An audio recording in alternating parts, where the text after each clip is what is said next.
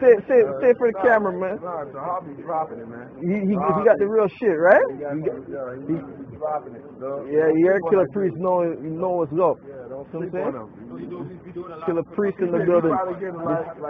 This is Killer Priest right here. He probably didn't know what people be talking about. Yeah. But trust me, that dude, he goes in. He goes in. Shalom, and welcome to another installment of Apostles of GMS, giving all praises to Yahweh Ba'Shem Yahweh Shai. Today's topic is going to be entitled The Bible Root Words, parentheses, Etymology. And the reason why I came up with that topic is because I did a video entitled Captain Tazariak is a secret disciple of GMS. And in that video I was going into the woman was a Greek, a Syrophoenician by nation. You can get the scripture. You can get the one in Mark and Matthew's. I know it's in Mark. I think it's in Matthew's as well. But you can go to the one in Mark. I'll call it and basically it said the woman was a Greek, a Syrophoenician by nation. And I was going to go into it. Then I kind of changed my mind up and I said, you know what? I'm going to leave it to y'all out there to do it. It wasn't an order. You didn't have to do it.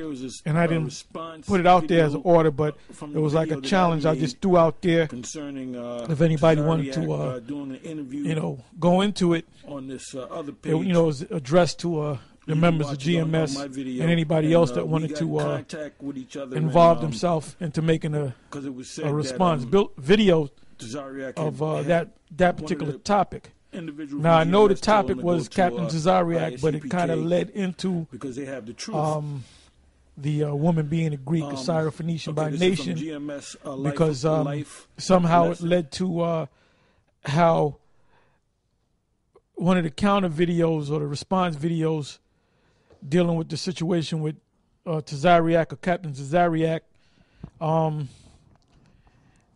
where they taught that Cornelius is an Israelite, and one of the brothers that said that they pretty much got the fact that Cornelius was an Israelite based upon GMS. But I believe Johanna knew about it.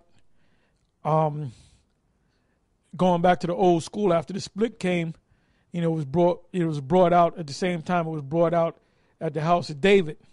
And that's the main reason why we got kicked out, because of the Cornelius issue. All right. So now, with all these different splits, people kind of change things and see that the old school went off on this, or they slightly went off on that. Well, one of the things that they taught back at the old school, what I mean by the old school is One West, is that that particular scripture, the woman was a Greek, a Syrophoenician by nation, that was a white woman. So now I'm telling you that she's an Israelite woman, and I'm going to prove that by going into these root words or into the etymon of this word. Meaning that's where the word etymology, the study of etymon. If I'm not mistaken, doesn't it mean truth? Yeah. It actually doesn't mean words. It means truth. So it means the study of truth. Okay. Matter of fact, I'm going to go to the etymology dictionary and put in the word etymology to see what they say. Okay? I'll go ahead and read that and you can expound upon it. This is the book of Mark, chapter 7, verse 24. And from thence he arose and went into the borders of Tyre and Sidon, and entered into an house, and would have no man know it. But he could not be hid. For a certain woman whose young daughter had an unclean spirit heard of him, and came and fell at his feet. The woman was a Greek. It says a Syrophoenician by nation, and she besought him that he would cast forth the devil out of her daughter. Now, I've seen a few of the brothers' videos. They were breaking it down. They were getting down. They went into maps. They went into some of the history of Syria, and the surrounding areas. They showed maps of the lands that this was speaking of. And basically, the woman, she was an Israelite that happened to be in that particular land. You know, she was speaking the Greek tongue, you know, and living in that area. You know, like you had Cornelius, which lived in Caesarea, you know, so that was the province that he was from, but doesn't mean that he was of Caesar's line. You know, he was an Israelite that happened to live in that area. Now, you know, when you look that word Syrophoenician up, it's really broken up into basically two words. The Syro part is Syria, and the Phoenicia part is the Phoenicians, which are the Canaanites. You know, because in that land you had that land first belonged to the Canaanites, and then was turned over to Israel, and it became known as the land of Israel. Now I have a precept here in the book of Acts 15:3, and it says, and being brought on their way, this was Paul and Barnabas, and being brought on their way by the church, they passed through Phoenicia and Samaria, declaring the conversion of the Gentiles, or the Israelite foreigners, and they caused great joy unto all the brethren. Now, when I looked up that word Phoenicia in the Greek, the word Phoenicia, which is a church in this place, is Phoinika, if I'm pronouncing it correctly.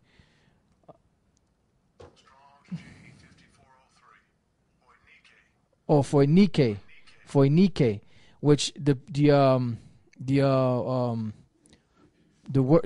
definition is Phoenicia, land of palm trees, a territory of the province of Syria, and situate on the coast of the Mediterranean between the river Eleutherus and promontory of Carmel, some 30 miles, 50 kilometers long, and 5 kilometers broad. So this same land that this woman was from, Paul and Barnabas happened to go there, you know, and we're teaching there. Because matter of fact, I'll start at the first verse real quick.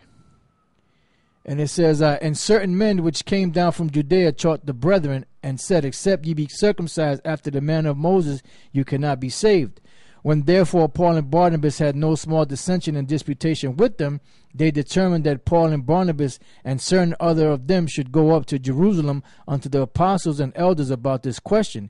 And being brought on their way by the church, they passed through Phoenicia and Samaria, declaring the conversion of the Gentiles, and they caused great joy unto all the brethren. So they went through that same territory where this woman was from, and declared all the great things that the works that Yahweh Bashem Yahushua had done among the Israelite foreigners. And they caused great joy because they saw that the church was growing.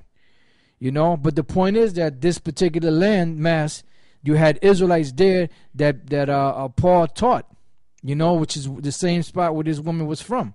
You know, and the reason why I said she was a Syrophoenician by nation was because she was living in that land. And she just happened to be in the place where Yahushua was at that particular time when Yahushua came through that particular land. You know, that's why he said he was in the border of Tyre and Zidon. And matter of fact, I go back in Mark 7:25. For a certain woman, I started 24. And from thence he arose and went in to the borders of Tyre and Sidon, and entered into an house, and would have no man know it, but he could not be hid. For a certain woman whose young daughter had an unclean spirit heard of him, and came and fell at his feet. The woman was a Greek. You know, that's the number one. They said she's a white woman because she's a Greek. No, the word Greek basically means she spoke Greek. It says a Syrophoenician by nation. Why? Because she was living in that land. Just like King David, you know, was Bethlehem was known as the land of King David. You know, that's where he was from. Uriah the Hittite. Uriah the Hittite, which is another one. He was an Israelite that happened to live among the Hittites, you know, or among that land. You know, the land of the Hittites was our land anyway. The land of the Hittites were our land anyway. You know, because remember, we took over that land. You know, we took it from the Canaanites. You had all them different lands of the Philistines and all that. That we were taking down those places and inhabiting those places. Simon the Canaanite. Yep, which was one of the disciples. Does that mean he was a Canaanite? This movie, I don't know if they played already. I believe it's coming on. Is it NBC or CBS? One of them, the main stations.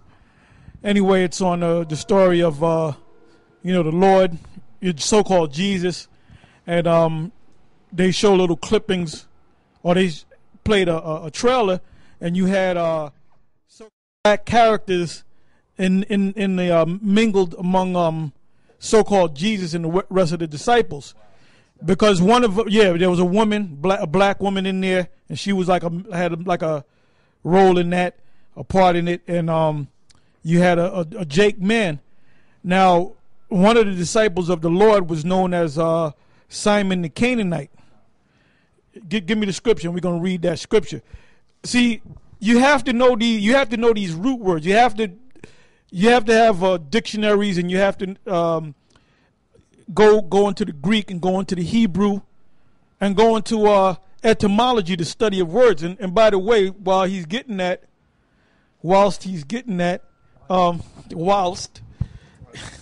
etymology. Now I went to etymology online etymology dictionary, right?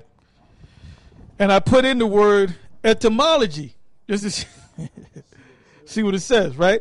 It says late 14th century etymologia, facts of the origin and development of a word. Because I said the word etymon actually means truth or facts. So when you look that word up, facts is another way of saying truth. So it's getting to the truth of the word. Like, for example, Shaka Amos did a video. He was calling himself proving that most of the characters of the Bible were homosexuals, and he went to a scripture dealing with Samuel and Saul, and that they went to the roof, and they see if you can get that. I know the word roof is in there. I believe the scripture goes they went to the roof and communed with each other, and then and Shaka said that meant sex, but now we're going to go to the root. We're going to go to the truth, the facts. Let me read the definition. Etymologia, facts of the origin and development of a word. I don't have to read no more, but I'll probably read some more definitions. But the word etymology really it has nothing to do with a word. It has everything to do with truth. Okay, let me see something. Okay, oh wait a minute. It says etymon. All right, true sense, nurture of etymos, true, real, actual, related to etios. Sometimes you hear me use the word etios. The word etios means true, which perhaps is cognate with Sanskrit, Satya, Gothic, Sanjis, Old English. Was it that's either sod or true? Was that sod, S-O-D? So sod or so, which means true. So the word etymology means the study of truth. That's why here at GMS we go into the regular Marian dictionary. We go into the online etymology dictionary. All right, we go into the Blue Letter. We go into the Greek. You have to, in order to understand these scriptures, you have to go into these words. That's why you have a lot of Israelite groups that say to this very day that Cornelius is an Edomite because you guys are not deep. If you come to me and say Cornelius is an Edomite, I'm going to look at you as a low person, man. There's nothing deep about you. There's nothing deep about you. The only reason why you say Cornelius is an Edomite because you learned it from One West. And the Most High, Yahweh Ba'ashem Yahushai, didn't open up the eyes of One West back at that time. So what does that make you guys? That make you guys a bunch of mockingbirds. All right? It's funny, yeah, and it's funny because even though it didn't come out back then, it would kind of pop up. Truth. Yeah. Truth is truth. That's right. It ain't about if 90% of the people, 99% of the people say this is how we're going to do it, and it's not truth, you're supposed to stand up for truth, man. Yeah. Yeah, you can't keep truth. Well, the scriptures say we can do nothing against the truth, but be for the truth. You cannot keep the buoyancy of truth. Yep, that's right. It's going to float, yep. Because it's truth. At the end of the day, it's truth. Con. I want to add to something Elder Tahar said. It escaped me right now. Go ahead, brother. All right, well, I got the scripture that Elder Apostle Tahar called for. It's in 1 Samuel 9:25. It says, and when they will come down from... Okay. Let me get on the same page. Con. 1 Samuel 9:25. Yeah, this is the scripture that Elder Apostle Tahar was speaking of, that this guy Shaka calling himself breaking down to call Samuel and the prophet Samuel and King Saul homosexuals. Which showed they always use scholarship. That was a lack of scholarship, man. Okay? Now, we ain't going to fight you on your so-called Egypt books. We ain't going to go crazy studying Egyptian bullshit because we don't believe in that nonsense, man. Okay?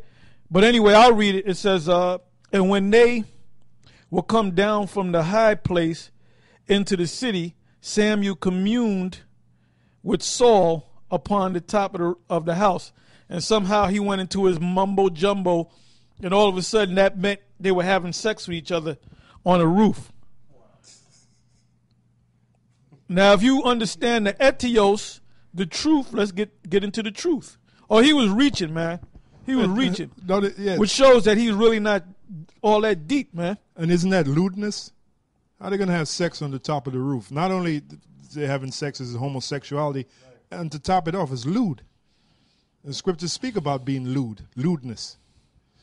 It says here, I'm going to read it again. It says, and when they, Saul and Samuel, and when they were, and Samuel was a man of the Most High, a prophet.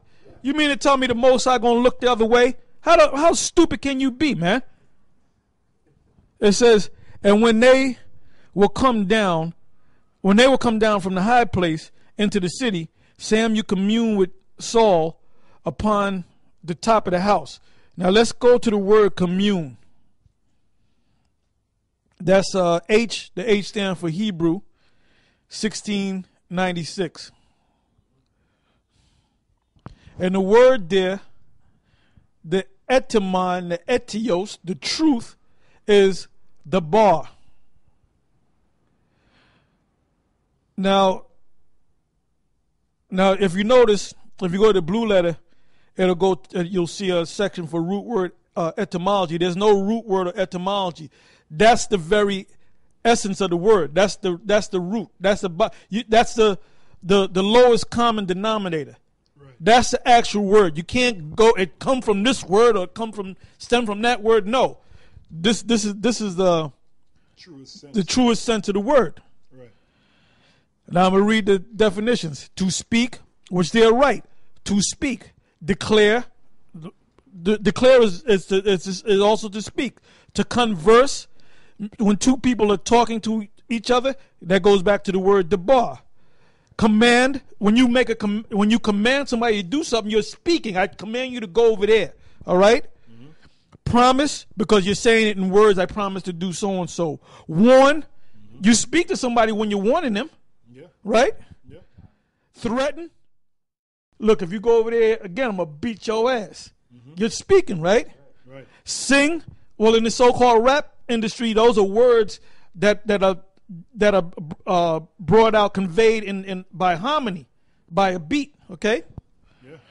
It says to speak with one another, talk, to speak, to promise, to be spoken, to speak, to lead away, put to flight. And it says nothing about sex. But then this guy went on the word, played on the word commune, and then he went to the word, what do communes do? They have sex with you. They have you were stretching, my man. Okay, that's why we don't take you guys seriously. Yeah, that's Stretch Armstrong right there. The very essence of the word. Let's go back. That's why Polite shot up that Bible, man. Cause them demons are eating his brain cells out, man. He's gonna self-destruct pretty soon. All right, it says Samuel commune. The word there is the bar, which commune, the bar, H1696 means to speak. They were speaking. Now, if you would simply go to the lowest common denominator of the actual word, which is a word root, which we call etymology, then you would notice that there's no etymology section to that word because that didn't come from any other word. Like, for example, dawa is speaking. The wa makes it a present tense. What would be the root of that? The bar. Okay, what would be the lowest common denominator of that? The bar, to speak. That's all it means. It has nothing to do with sex. Okay? Go ahead, Ak. Khan. So now that we got that out the way. There's one thing I'd like to add to Elder Tom. He looked up the definition of newspeak, which I did as well. In Merriam-Webster it says, for newspeak, no, I'm sorry, he looked up the definition of the word etymology, but this is in relation to, newspeak is in relation to etymology because this is what's happened. And this is based upon the definition. It says, newspeak, speech or writing that uses words in a way that changes their meaning. So that term newspeak, what has happened is the elites of this society, certain words, they have changed their meanings. Yep. All right, and they that term newspeak actually goes back to the movie 1984, which was a fictional account based upon reality. The reality is that the elites are really trying to set up a so-called New World Order, which is what the movie was based upon, 1984. But in the movie, they introduced the term newspeak. Then they also introduced, when you watch the movie, about the dictionaries, how they were being changed. You had the dictionaries were getting smaller and smaller as the words were losing their essence. The words were losing their true meanings. Like the word gay. The word gay doesn't mean sodomite. In the truest sense of the word means happy. That's what it means, but it has been changed. Okay? There are many other words. The word rape. The word rape is another example. The word just means to grab, but it's been changed to unlawful sex with a woman. Okay, that's an example of newspeak. So now read newspeak again. It says speech or writing that uses words in a way that changes their meaning, especially to persuade people to think a certain way. So that's why the elites did it. That's why they changed the meaning of words, to get people to think a certain way, to program people. Okay? And you know, that's what's happened to etymology. What's happened to it is it's become a victim of newspeak. Words become corrupted. Yep. I'm sorry. Go ahead. Because even in that movie, the guy was saying it's amazing in the movie 1984, you the destruction of the language or something like that. I can't remember the exact quote, but something along those lines. The destruction of words, you know. And that's one of the reasons why you have to look up words concerning the Bible, because these devils, these elites, have changed the words. That's the scripture. His words are smoother than butter, softer than oil, but war was in his heart. That's how Esau has gotten control over the whole world, by changing certain words. Okay, certain important words. Now, when I looked up etymology, now this is from the Oxford Dictionary, it says the study of the origin of words and the way in which their meanings have changed throughout history. So what's an example of that? Newspeak. Yeah. And we gave you some examples. The word rape, the word gay, and certain other words, man. Yeah, there's another word I believe is called neologos, which breaks down to new words, which is another way of bringing forth or promoting newspeak. Right. And furthermore, we look up the scriptures. The word scripture, it means words. Like when you write a script, you're writing what? A bunch of words. Okay. So the Bible is based upon scripture. So how can you not look up words when you're dealing with words? You guys are just being lazy, man. You're being slothful. At One West, you're being lazy, man. Yeah. You're being slothful. You're being a sluggard. There's a word for you. Sluggard, slothful. Anyway, getting back into this here with the woman was a Greek, right? I'm gonna go through this again. Mark 7:26. I'll start at 25. It says, for a certain woman whose young daughter had an unclean spirit heard of him and came and fell at his feet. The woman was a Greek, a Syrophoenician by nation, and she besought him that he would cast forth the devil out of her daughter. Now we're not going to get into the 27 and the 28 verse as of yet. We're going to focus on the 26th verse. Okay, the woman was a Greek. I don't know if you went through that already, but I'm going to go to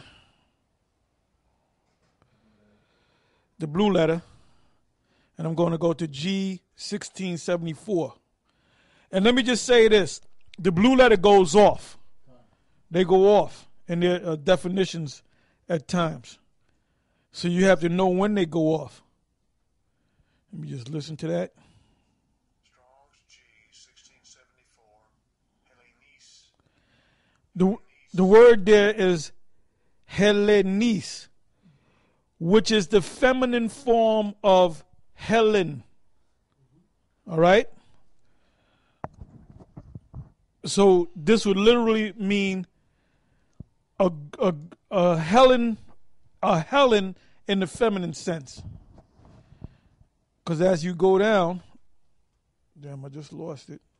Ain't this a, wait a minute. Yeah, Hellenes. And like it says, feminine of Helen. Yeah, because they were speaking about a woman. That's right. It says that the definition is a Greek woman, a Gentile woman, not a Jewess. Now I'm going to go to the etymology, the root word. And the word is Strong's G 1672. Helene. As opposed to was a Hellenist, right?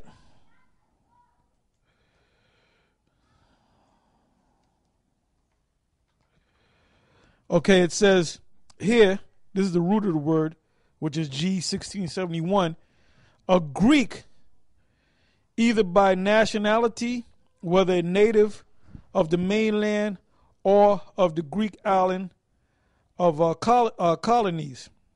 In a wider sense, the name embraces all nations, not Jews, that made the language, custom, and learning of Greeks their own. So you had people that followed the Hellenistic ways that were not actual so-called Greeks. The primary reference is to a difference of religion and worship. Now that really doesn't give you much to a lot of words. All right. Yeah, but you had Israelites. No, but you had Israelites that followed the spoke the Greek language and followed the Greek customs. So it ain't just doesn't embrace any nation. It says not a sense in the widest sense. It embraces all nations, not Jews, because you had Israelites that embraced those customs, and spoke that language. You know, so that right there, they went off on that. You know, and then you had the Jews that knew they were Jews that were speaking Greek that were called Hellenistas, you know, which were Greek-speaking Jews. But then you had others that lost their way, so to speak, that were Israelites, but that were speaking the Greek language, that were keeping the Greek customs, that were wearing the Greek clothing and all that. You know, that's where this woman falls into place, you know. And that's where we're going into the etymology of some of these words to give you a better understanding of what that was speaking of. You know, I have the scripture in Matthew 10 about Simon. All right, this is Matthew chapter 10, verse 2. Now the name of the 12 apostles are these: the first Simon, who was called Peter, and Andrew his brother, James the son of Zebedee, and John his brother, Philip and Bartholomew, Thomas and Matthew the publican, James the son of Alphaeus, and Lebbaeus, whose surname was Thaddeus, Simon the Canaanite. You mean the Lord had an actual African among the 12? He had one of them Kemetic cats. Now guess what, man? Now saw a nigga and them, they gonna make a video on that, man. Gonna get Reggie, what's his name, Professor Reggie or whoever he called himself, Brother Reggie. Isn't it the Canaanites that the Lord said not to make any agreements with them, neither marriages? Right, well, why would the Lord have him as a... destroy, that you were supposed to destroy the Canaanites? Back in Deuteronomy, the 7th chapter? What verse is that exactly, the Canaanite? Okay, 4th verse. So why, that sounds like a contradiction. Why would the Lord have a Canaanite among him when back in Deuteronomy it was commanded that the Canaanites were supposed to be destroyed, you know? So now we in Matthew 10 and 4, right? Simon the Canaanite. That's why I made the reference to that movie. I don't know if they show, you know, it's hard to keep up with all this media, man. I mean, media's all over the goddamn place. Hard to keep up with it, man. But if they didn't show it, maybe they'll show it so-called Sunday, Saturday night, or so-called Easter. Oh, Easter, we got to get into that. We got to get into the etios of that word, okay? And it's spoken in the Bible. So, you know, Nate says that we just go by what the Bible says, word for word. Well, Easter's in there. Did you celebrate Easter? Huh? Are you coloring Easter eggs? You and your wife for your children, for your children? I don't think he would do something like that. Okay, here we are. Simon the Canaanite, right? And I bet you $1 to a donut that movie where they showed the black guy, I bet you that most likely is Simon the Canaanite, right? Because Esau studies your history, man. Right. And they know that the Canaanites are black people. But you had Israelites that lived in the land of Canaan. Yeah. Yeah, because before the land became Israel, it was the land of Canaan. This is the very reason why Noah's son Canaan was cursed, because of the actions of his father Ham. When he looked upon Noah's nakedness, the scripture said, "Cursed be Canaan," which set it up for us to take that land. So the land was known as the land of Canaan before it became known as the land of Israel.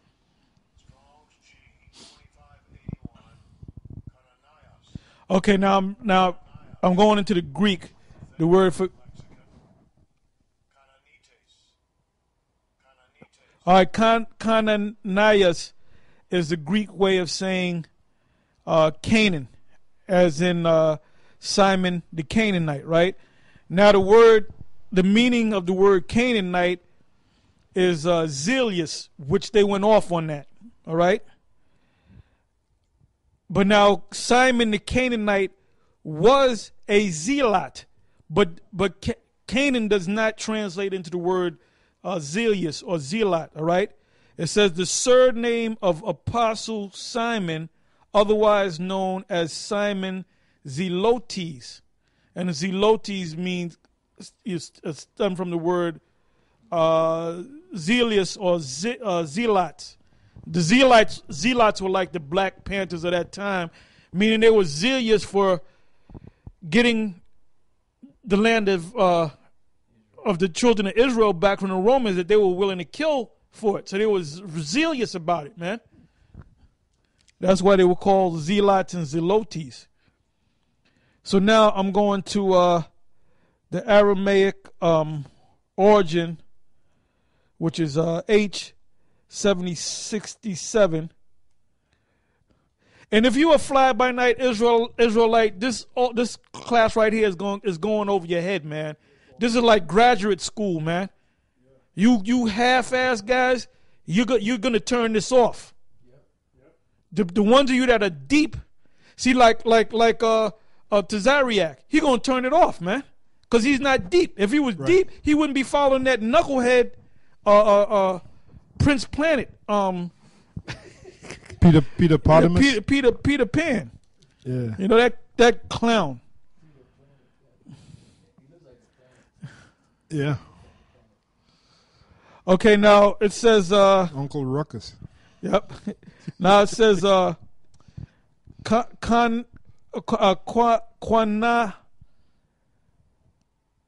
Quana, right? Quana. Let me go even deeper.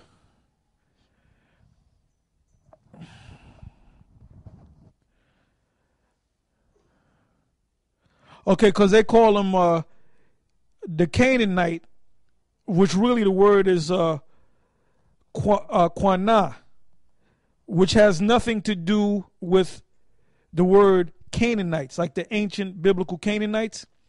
It says to envy, be jealous, to envy, be zealous, all right? So in that sense, yes, it does. That's the Hebrew word for zealous, which is Quana, right? But I want to go to the word Canaan itself in the Hebrew. If you go to Matthew 15, the woman of Canaan, it will bring you back to the root. Okay, all right. Matthew 15, and I think it's Yeah, give me the verse. Matthew 15 and I think it's 24 or 25. Matthew 15. 22. And that's the same account as the one in Mark, if I'm not mistaken. All right, Matthew 15 and 22. And we're going to show you that the word Phoenician goes back to the word Canaan. 22nd verse.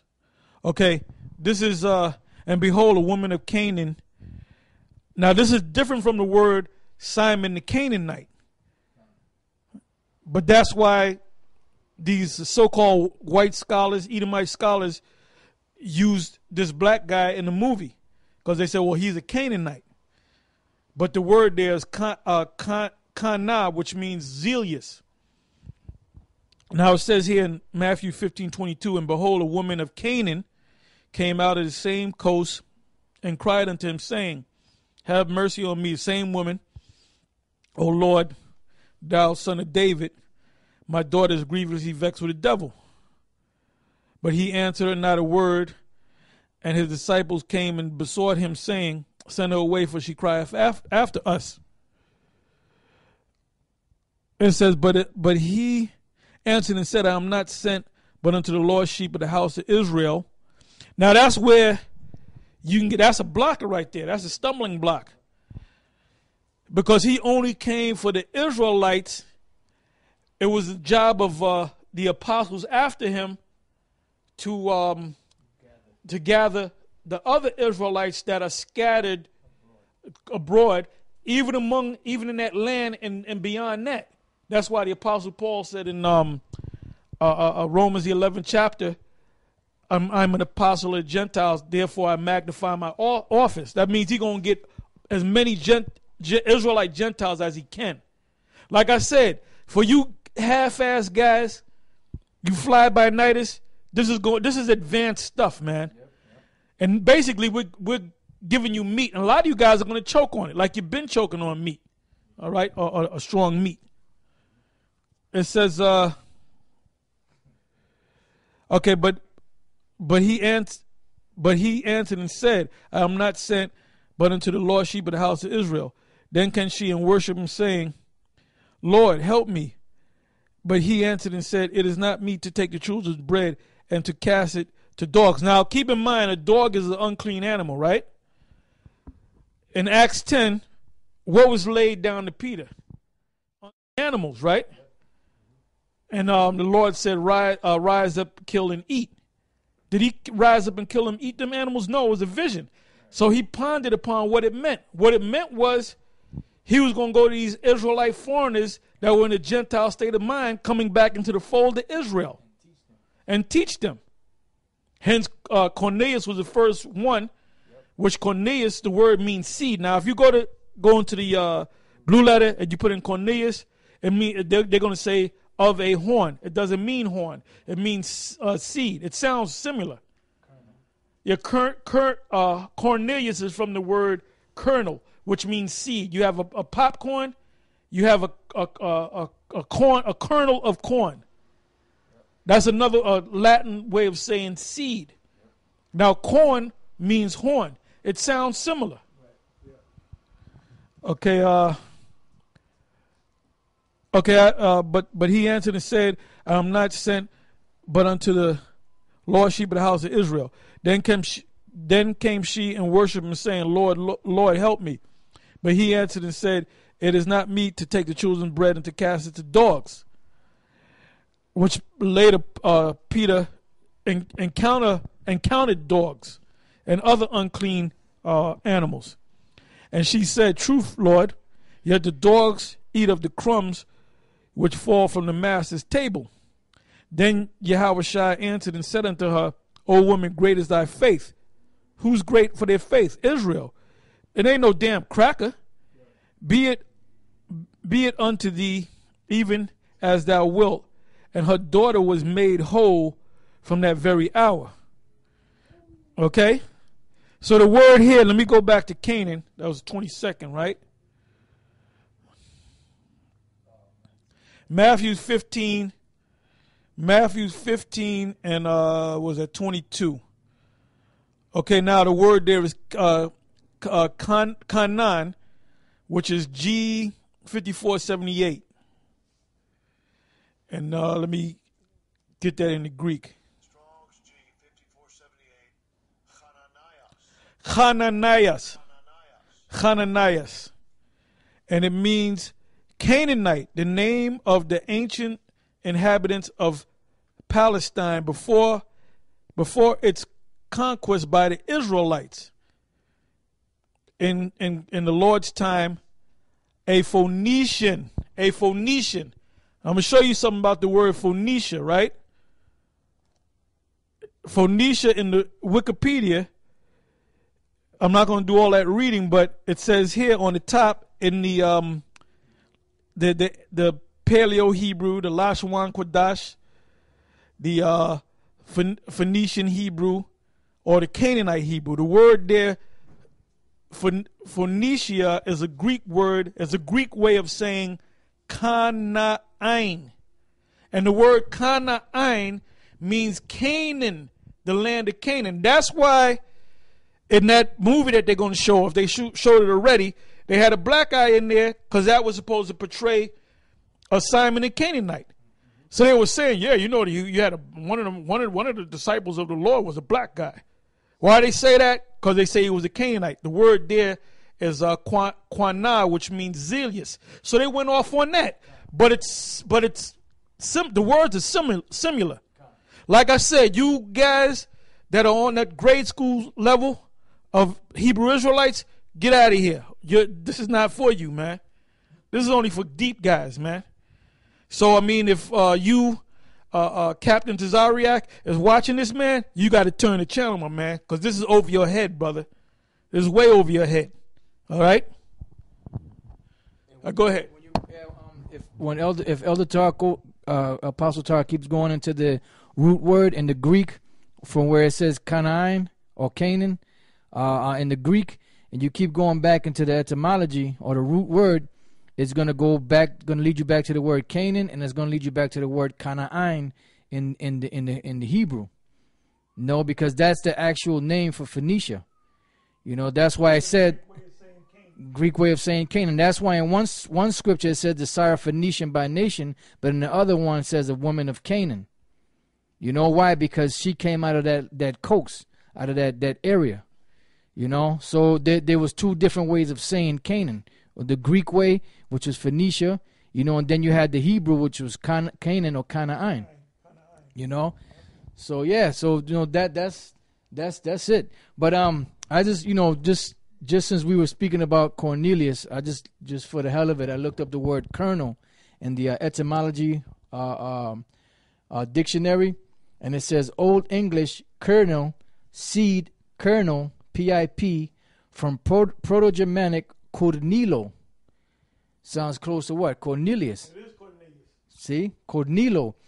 Cognates, Middle High German Cornel. Middle Dutch Cornel or Cornelius. It means seed, not horn. So if you go to the blue letter, I already checked it out. You go to the blue letter, you guys that think you're slick, you go to the blue letter, it means horn. No, it does not mean horn. Corn, the Latin way of saying horn is corn, like what is it, cornucopia? Am I saying it right? Cornucopia. Cornucopia. All right? And you'll see it, and you know, you'll see the cornucopia. Yep. Well, that's a horn, and the cornucopia is shaped as a horn, right? Right. The unicorn means one horn. Una or uni means one, and corn means horn. One horn, right? One horn, yep. But however, the word Cornelius roots back to the word seed. All right? Yeah. Got to get these words, man. You got to get these words. And none of you guys, like Nate, you guys are not deep. But every once in a while you bring out a common dictionary, but you still ain't deep, man. You ain't deep, man. There's nothing deep about you, okay? And Johanna, you're damn sure ain't deep. You just a blowhard, man. Yeah. When you roll out there, man, it look like some WWE bullshit, man. I got a scripture. This is the book of Colossians 1:26 and 27. It says, even the mystery which have been hid, because what Apostle Elder Tar is going through, and Apostle Aram Lab, and you know, myself, what we're going through is a mystery. All right? Even the mystery which have been hid from ages. Hid. And it's still hid to you morons who can't get it. Another mystery is that you think every Israelite's going to look like John Schaff. You know? We said that years ago. You're going to have Israelites that's going to look like the different nations where they were scattered, man. That's just a fact. You're going to have Israelites that's going to look like Everlast. Yeah. Of the house it's paint. I was watching the video, man. Yeah. That's a bad video, man. Yeah. And I was looking at the comments, and most of the comments were from Jake. And Jake was saying, yeah, I can vibe with this, you know? Yeah. Yeah. And then, you know, we mentioned the Dropkick Murphys. Yep. Them wild Irish hooligans. Well, every time they said in the comments, they said every time they play, like if it's in an Irish pub, yeah, and they play the House of Pain, yeah, jump around, fights break out. Yeah. Chairs start getting thrown and all that, you know? Yeah. Hey, the Irish, man, they can get into a bone-crunching fight. Terry Dudley! Do you know you? You're a dirty shite! Last week, you got stuck up on one of those trees, and I had to help you down! Help you down, I did! And you went behind our backs! You threw a snail at my house! I put you to wheelie bin, and I fucked you down the road! You wanker, yeah! Fucked you down the road! Then, after that, my boy here every moment will flog you up and down the place! I'm out here in the cold! Just to show you I'm not a bitch! Just to show I'm you in a tank top! In a tank In a top! bastard. And I swear! Hey! I swear! You'll be shining into a bucket for 2 weeks after I'm done with you! You dirty shining bucket! You pyramid bastard! Your breakfast, lunch and dinner out through a fucking tube, I tell you, you innocent bastard! I swear! You want to come into tower? You think you're the king of tower? You're the king of dog shite! That's what you're the king of! With these muscles, I'll box you! And then start shaking each other's hands right after the fight. That was a good punch, lad. That was good. Yeah, that was a good kick. They get into it, man. That's their nature. Well, the word Irish, the word means angry man. You know, when you break down the etymology of the word, ish means man, ire, angry. Angry, put it together, angry man. But anyway, going back to scripture, angry man is going to fight, man. Colossians 1:26, even the mystery which have been hid from ages and from generations, but now is made manifest to his saints. So even now, as we speak, this prophecy is being fulfilled right now. It's being made manifest. It's been made manifest to us, and now we're making it manifest to you through the spirit and power of Yahweh Shem Yahushai. To whom the Most High would make known what is the riches of the glory of this mystery among the Gentiles, or among the Israelite foreigners, which is Yahweh Shai in you, the hope of glory. So that's pretty much it, you know. This mystery is being made open to you, brothers, now. Now you understand why you're going to have Israelites looking like the different nations where they're scattered, because Israel was scattered among all nations. Now you know what this Greek woman, which she was a how's it say in the female way? Hellenist, was it? Hellenist? Something like that, yeah, Hellenist. Yeah. She was right. She was an Israelite woman that spoke Greek. Now you know what that Greek woman, now you know what that term means. Okay? Because somebody, while I'm getting this, somebody get me, you mentioned it, what is it, Acts 6:1? It's in a couple of spots, but that's the main one. Yeah, this is the book of Acts chapter 6 verse 1, and that's the thing. So you have to know the difference in words, because you have one word, you know, doesn't always explain every single situation, you know, especially with that term Greek, Grecian, you know. There's a variety of applications for that one word. This is Acts 6:1. It says, and in those days, when the number of the disciples was multiplied, there arose a murmuring of the Grecians against the Hebrews, because their widows were neglected in the daily ministration. Now we'll look up that word Grecians in Acts the 6th chapter, and the word for Grecians is Hellenistas. Hellenistas, right? Definition is which it derives from the word Helen, you know, which all those words go back to the word Helen, but the application, you know, applies. So it could apply to a Greek-speaking Jew, or it could apply to an Israelite that was not following the customs of Israel, that was far away from the commonwealth of Israel, you know, that was called a Helen, or called a Greek. It says a Hellenist, one who imitates the manners and customs or the worship of the Greeks and use the Greek tongue. You had Israelites like that. It says used in the New Testament of Jews born in foreign lands and speaking Greek. And that was the case, because you had Jews that were still living outside of Jerusalem that spoke the Greek language, but they were still keeping the customs of Israel. They were coming 3 times a year into Jerusalem to keep certain feasts, you know, like the Passover, Feast of Unleavened, the Feast of Weeks, you know, and the Feast of Tabernacles. So they were coming 3 times a year into Jerusalem out of the places where they were living, but they spoke predominantly the Greek language. That's why when Pontius Pilate wrote that plaque on top of Yahweh Shai's cross, he wrote it in Greek, he wrote it in Hebrew, Greek, and Latin, because those are the predominant languages that Israel was speaking back then. Just like over here on this side of the world in Babylon, all the camps speak English, right? Now we'll go through the Passover, and some of them will read the Passover blessings in English, like Nate and them, right? We read in Hebrew.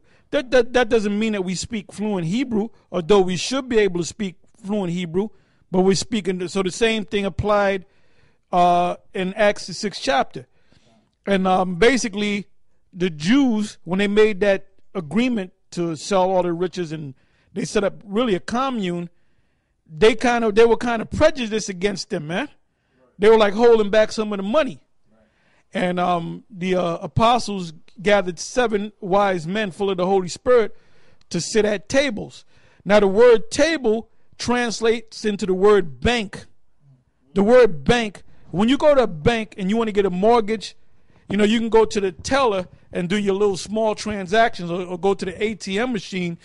But if you're going for a loan, they're going to sit you at that desk. Yeah. And you're going to have like the president or the bank manager, and he's going to discuss things. You might be there for a good hour, man. They're going to check your credit before they see fit that you get this loan or not, man. And where do you do it? It's always at a table. The bank manager is on one side of the table, you on the other side of the table. When you open up an account, you always go to the table.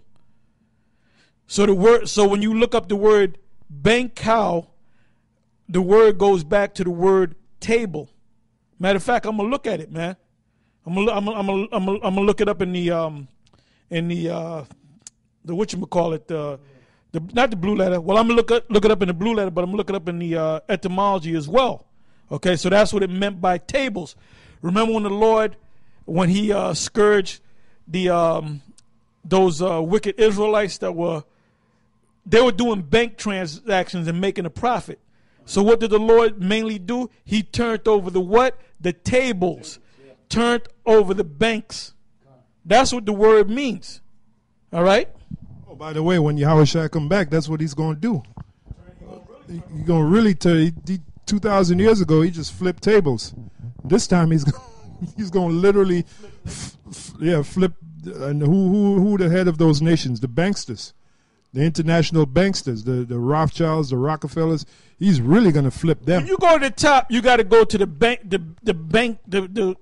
leaders of those banks, the owners of those banks, those major banks, that do transactions on a world scale, between nations. Yeah, that's who we really want, man. We want you Rothschilds, you Rockefellers, you world shakers. You know, you're the ones that... and their power is through their money. The power is through their money. Who said that? Maya Amschel Bauer? Yeah. Give me control of a nation's money, and I care not who makes the laws. That's right. So that where's money changed? When you work a job and you get a piece of paper, document called a check, you got to go to a bank. No, I go to the check cashing place. What the fuck you think that is? It's a goddamn bank, man. That's you right. do transactions. That's right. Because on the check, it tells you what bank you got that checking account from, man. When you work at a particular job, you'll see it'll say whatever bank, so-and-so bank. And that's your employer. And if you go to that particular bank, they won't give you a hard time. And they'll get used to you. If you go to a different bank, then you're going to have to open up an account or let the check sit there for 5 days or however many days until it clears. But if you get a check from a XYZ bank from your employer and you go to the XYZ bank to cash it, and you show the employer's a card and he knows that that's the business account. So yeah, give him his money. Mm-hmm. Anything you do, you got to go through a bank, man. These Federal Reserve notes are bank notes, man. That's all they are. Yeah. Well, that's one of the reasons why the bankers are looked at as gods, because they have taken something of no value and made it money. As a matter of fact, what's his name? Eustace Mullins, he was asked a question, how did the bankers take over the world? What was their greatest power? And he said their greatest power was the ability to create money out of nothing. So you know, that shows you right there, man. That shows that they're the real gods of this planet. That's how they became super rich. Exactly. And when I mean by super rich, I mean trillionaires. Right. Not multi-millionaires. You know, you got Jakes that make millions. They might, like Floyd, supposed to be getting guaranteed $120 million. That's chump change to the Rothschilds, man. Yeah. And to the Rockefellers. You got what's this guy? What's this guy? The old cracker. Oh, Warren Buffett. Warren Buffett. What do they call him? The Wizard of Omaha or something of Omaha. Mm. He got a nickname. Mm. Something of Omaha. I can look it up if you put his name, give it his nickname. Right. But anyway, he's worth supposedly like 65 billion. That ain't nothing compared to the big guys that you don't hear about. And I'm talking about the Rockefellers. Well, the Rockefellers you hear about not too much, but you know their name when it comes up.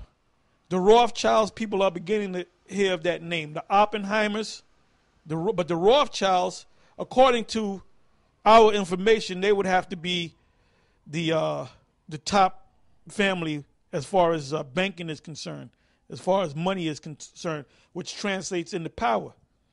And they're estimated as having hundreds of trillions. Remember, $1 billion. Let's say this is $1 billion. Let's say this is $1 billion. Mm-hmm. You take 1,000 of these, and you got it 1 trillion. The Rothschilds are worth hundreds of. Some say that 500 trillion. We don't know how true that is, but we know that they're worth trillions. So they can look. Any of the Rothschilds could take a baby, chop a baby up, eat it, and won't do a 1 day in jail. And they'll turn around with the media and make you praise that dude for eating that baby, man. They are literally above the law. Yeah, they're the gods of this planet. Why do they have to let you know? What the fuck they gotta let you know, man? Yeah. Huh? Well, that's a real God. A real God ain't gonna really let you know. No, he's a God. He's just, especially if he's a God of wickedness, he ain't gonna let you know. He doesn't have to let you know. Their power is in secrecy. Yeah. Their weakness is expulsion. That's why they kill people for exposing them. And then I was thinking about what Eustace Mullins said. Even greater than how much money they have the power to create money. Yeah. They can take a piece of paper. You try doing that. You try taking a piece of paper and going to the bank and say this is now money. They'll lock your ass up, man. They'll get the men in white and they'll put a straitjacket on your ass. Rothschild can take a piece of paper and say this is now money. And guess what? It's money. Right. That is power. Yep. Because there's a quote by this guy named Heinrich Heine. He said, "Money is the god of our times, and Rothschild is his prophet." So if Rothschild is his prophet, then he can make money. That's right. He can, even beyond how much he's worth, he can make money. Do you people understand the ramifications of that? He can make money, man. He can create money. Warren Buffett, we mentioned Warren Buffett. Warren Buffett does not have the power to create money. Evelyn Rothschild has the power to create money. That's why they're the gods of this planet. That's why we want them as slaves. That's why they're going to be our slaves. Because when Yahushua comes back, he's going to revoke that power. He's going to take away that power. He's going to reduce them to the word Rothschild, before they were called Rothschild, they were known as the Bauer family. The word Bauer means peasant. They're going to go back to being peasants underneath us. You got something to say, Elder? No. Oh, okay. Yeah, well, that's the case. As a matter of fact, let me bring in the scripture, the book of Psalms. Oh, I was looking for. That's why I paused. Mm-hmm. This is a quote from George H.W. Bush, which is Daddy Bush. And this is similar to another quote I was looking for, but this is going to do for right now. It says, if the American people knew what we have done, they would string us up from the lampposts. Yeah. That's a quote from George H.W. Bush. Yeah, the greatest power that the Rothschilds have had and are enjoying is the power to take something of no value and make money, make it to be money, which pretty much robs the power of the people. And that's why the elder Apostle Tahar read that quote. But the majority of people don't know. You don't know the scam. You don't understand what's really going on. You don't understand real money.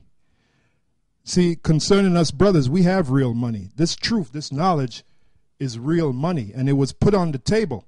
Like Elder Tahar was talking about the table. The first table it was put on was tables of stone. And our forefather Moses received it. All right?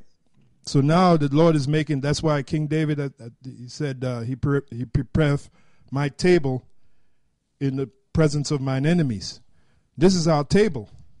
This is our bank. You know, which Elder Tar mentioned the word table means bank. This is our bank. This knowledge. You know. Now, going back to the scripture, these the gods of this planet, the Rothschilds, they're going into slavery, man.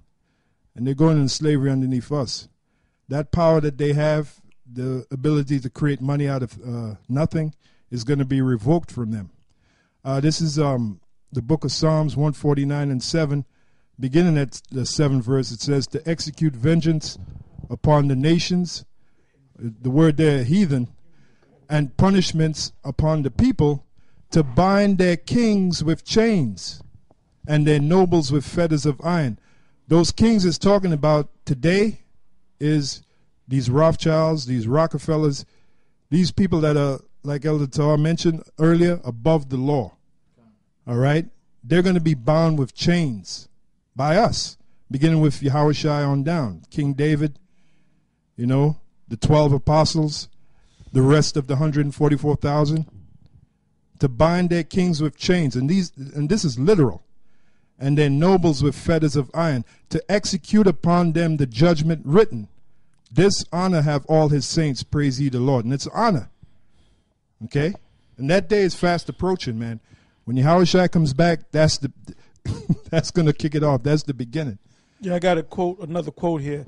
And I was looking for that quote, and you got the quote for me, but I got another quote, and this is from Chris Rock while he was promoting his upcoming movie, Top 5. He made this statement, quote, if poor people knew how rich the rich are, there would be riots. Chris Rock blasts economic inequality while plugging film he sold for $12.5 million. So he's a multi-millionaire, but he's not a billionaire. Yeah. See, the millions, that's the money of niggas. Negroes get the millions. Certain Edomites get the billions, but the super rich, they get the trillions. You show me, like Oprah, she's worth what, about maybe 2-3 billion? That's chump change, man. She can't hang out with the super elite. They might invite her ass. The super rich, you don't even really hear about, man. They don't show their face and talk a lot of shit and, you know, brag about how much money they got or what they have. You know, the lifestyles of the rich and famous. You ain't gonna see them do a special on the Rothschild family. Hell no. You know, Rothschild family don't give a damn about you, man. They're worth trillions, man. Okay, read that quote that I was looking for. This is Henry Ford. Excuse me. It is well enough that people of the nation do not understand our banking and monetary system. For if they... I'm sorry to cut you off. The reason why he said that, because when he came up with that concept and he made that first engine, he made it in the kitchen in his house, and his wife cursed him out for it, man. But he became so great that when he died, man, all them people that were enriched by this man, they lined up to pay homage to him, to his dead body, man, because he enriched people, man. He came up with a concept called a $5 day. Now, $5 to you, $5 ain't nothing, but you don't understand money. If you understood money, $5 back then was a lot of money. $5 would be equivalent to, if you got, I got to do the math, but if you got,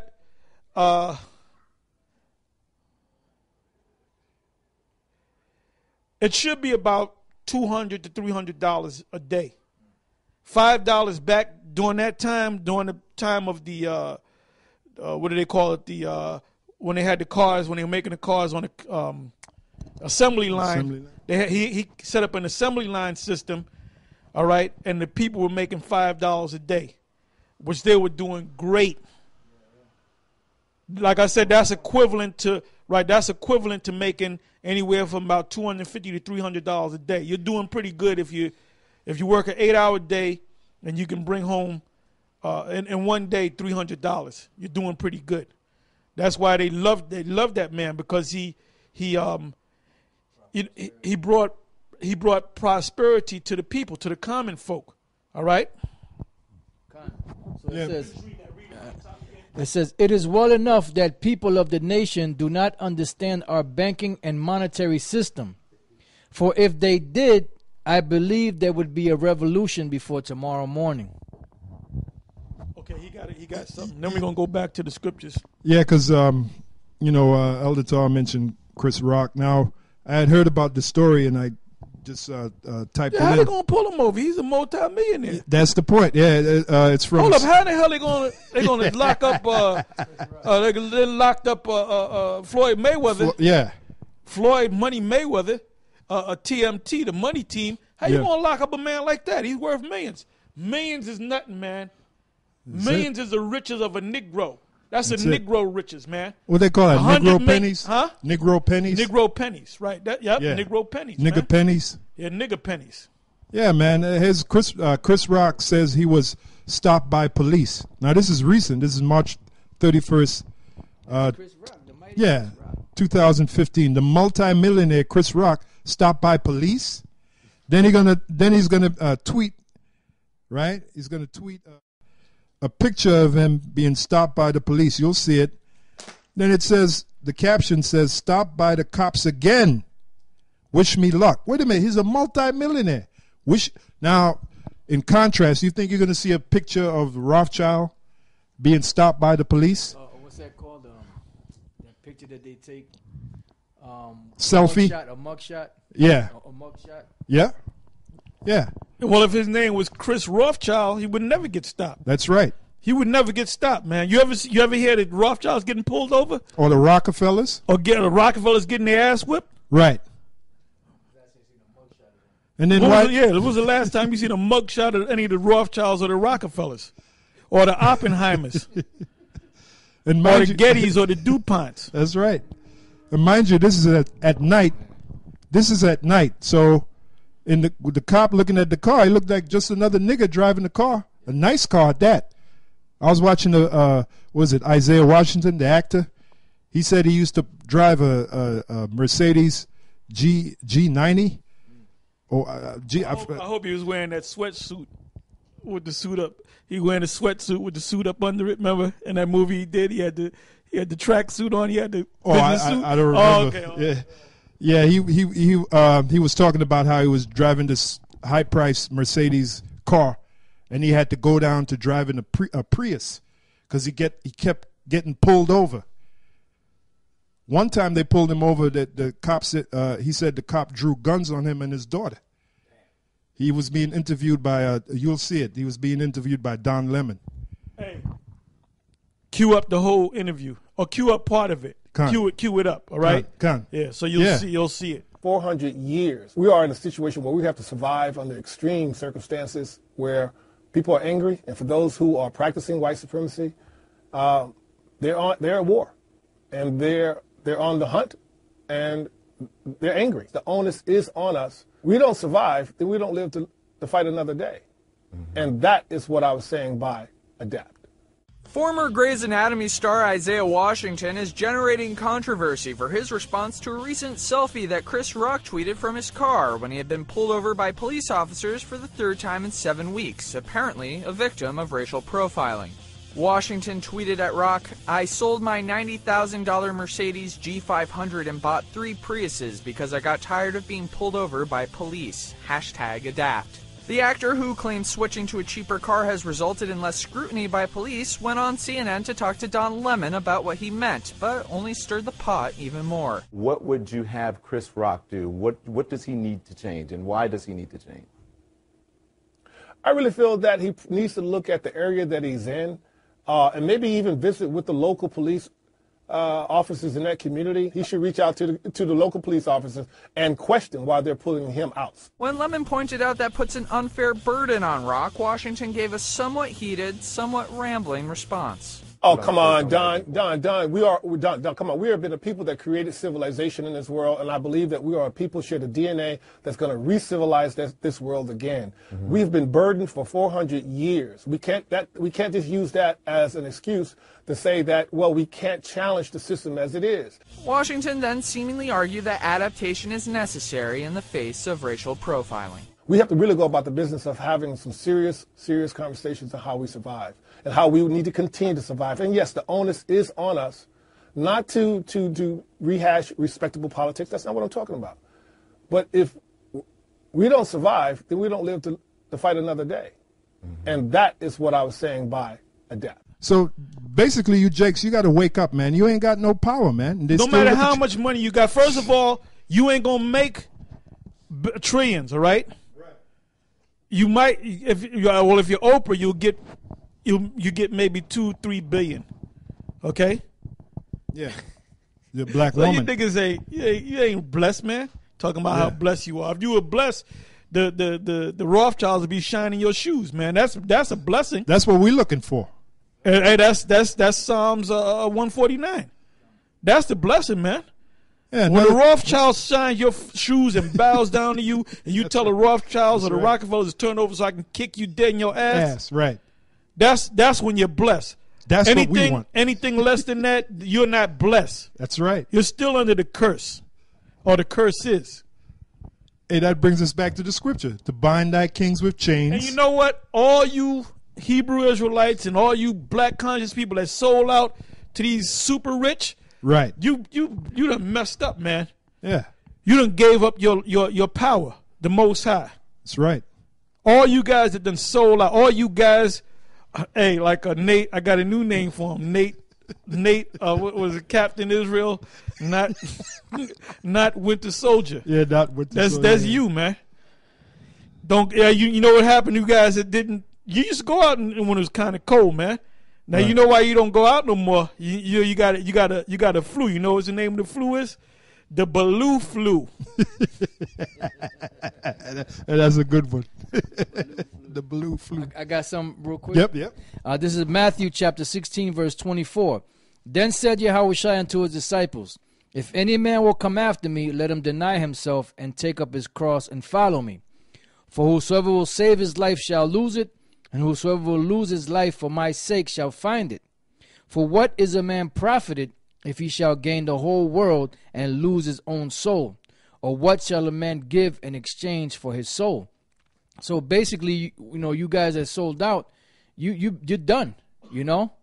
There's no way you can give that money back. Look, Judas Iscariot tried to give that money back, and he felt so ashamed that he went and hung himself. So there's nothing that you guys could do. Either take your life or just wait for the judgment of the Lord. It says, for the Son of Man shall come in the glory of his Father with his angels, and then he shall reward every man according to his works. Verily I say unto you, there be some standing here which shall not taste of death till you see the Son of Man coming in his kingdom. And that picture says a lot, man. You'll see it with Chris Rock being stopped by the cops. First of all, it screams no respect. Because here Chris Rock is a multi-million-dollar established actor, right? He got $12.5 million for the movie Top 5. Look at that. And here is being stopped just like he was just a common Negro from the ghetto. Because he is a common Negro. Because he is a common Negro from the ghetto. With some nigger pennies. All right? No respect. Now, in the kingdom of heaven, that's what we're going to get. We're going to get respect. Yeah, all right? He's a black Rodney Dangerfield. Yeah. We're going to get respect, man. And as a matter of fact, the other nations, they're going to tremble before us. And that includes our women, too. So why would you want it now? I'm willing to wait, man. Right. Let me continue to be a house nigga. That's right. I've been a house nigga for so long, I'm used to it. Anyway, I'm going to go into this here. I went to the etymology, and then we're going to go back into the scriptures. I went into the online etymology dictionary, and I looked up the word bank, right? Financial institution, late 15th century, from either Old Italian banca or Middle French banco, itself from the Italian word, both meaning table. Didn't I say that? Yep. The notion is of the money lenders. Go to the money lender scripture, and then hold that, and also hold on deck James 5. The notion is of the money lenders exchange table. So they went reference back to the Bible. from a Germanic source, compare Old High German bank, bench. See bank. So the word bank means bench. Bench means table. You go out, have a cookout, right? You sit on a bench. You sit on the bench and you put the food, the fixings, and the food and everything on a bench. That's a bench, which is a table. A bench set, you got the table and the chairs. That's a bench set, right? Right. Okay. This is the book of St. John, chapter 2, verse 13. And the Jews' Passover was at hand, and Yahushua went up to Jerusalem and found in the temple those that sold oxen and sheep and doves and the changers of money sitting. Now, explain changes of money.